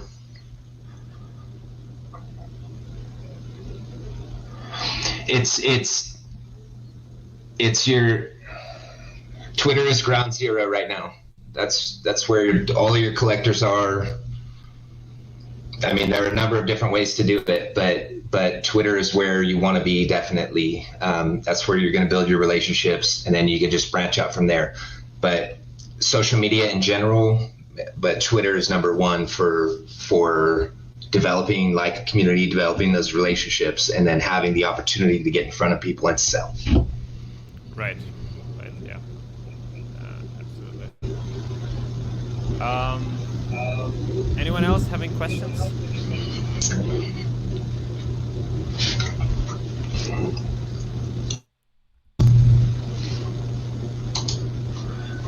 All right, dudes. Yeah. So if anybody wants to ask anything, feel free. Exactly. Mute your mic. Please, everybody else, mute your microphones. But anyways, I think we can slowly but steadily wrap this up, because we have another after party happening in 10 minutes, and we should give ourselves some time to put those headsets on our heads and hop into Somnium Persistent Client again. I would just remind you before we do the final words is that in 10 minutes we will gather in the Somnium Space City Center in PC Client. You can come there with VR or without VR. We have a kind of PC client and VR client, so you can choose which one you will use. And we will be going to the Disco Club with the live music from Los Angeles. So Mickyelloow, thank you very much. It's always a pleasure to have those conversations with you. And again, a big fan of the art. Can't wait for your avatars. I mean, if your avatars will be at least as 10% as cool as your art, Jesus Christ, shut up and take my money. So yeah, that's kind of my final message. Hey, will you guys mute your mics real quick? And then let's go one at a time.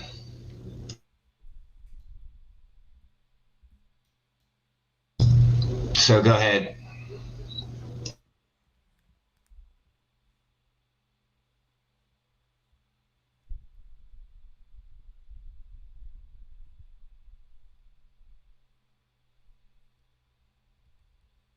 Experience entirely here on the platform.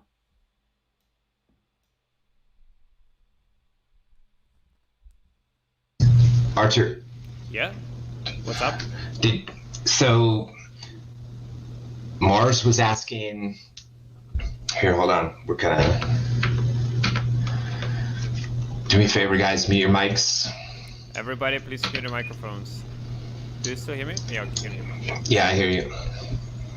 Okay. What was the question? Mars was asking,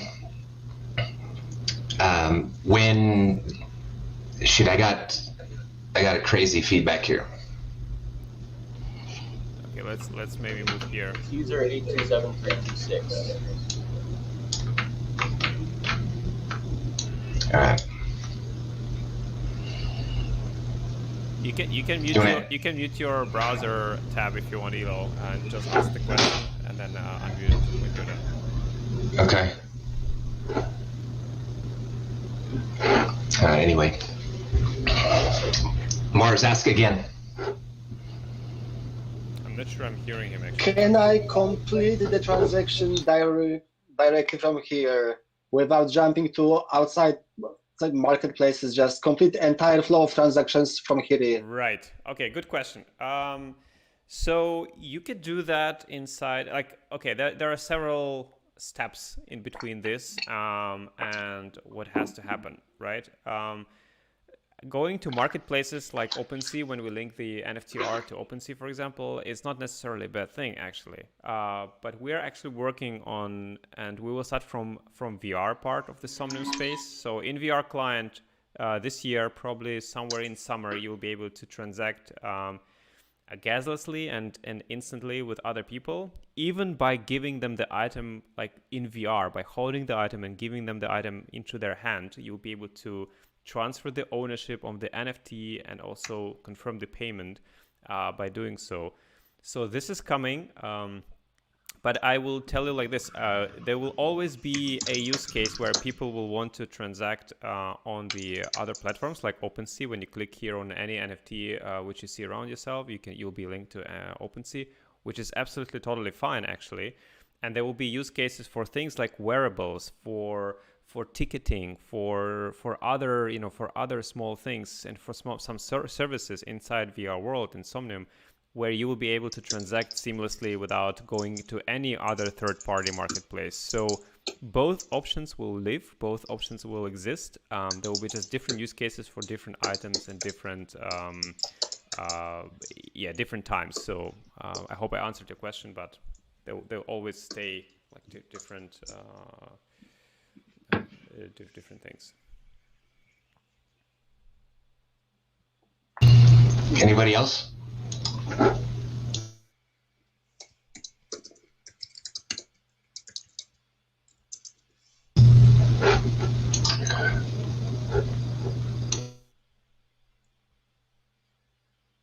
All right, I'm not hearing any question. That means either we were super cool and answered all of them, or I, for some reason, don't hear all the people, but I would pretend that it's the first thing. So we were very cool and answered all the questions. We had such an amazing presentation that everybody is speechless, right? Let's agree on that.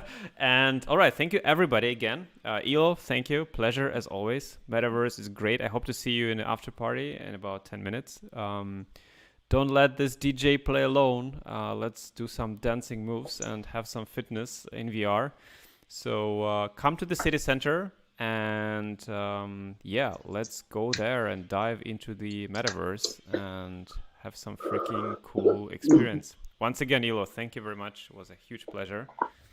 And I enjoyed this event a lot. Thank you, guys. Thank you, everyone, for coming. Thank you. All right, we'll see you. See you guys. Bye-bye.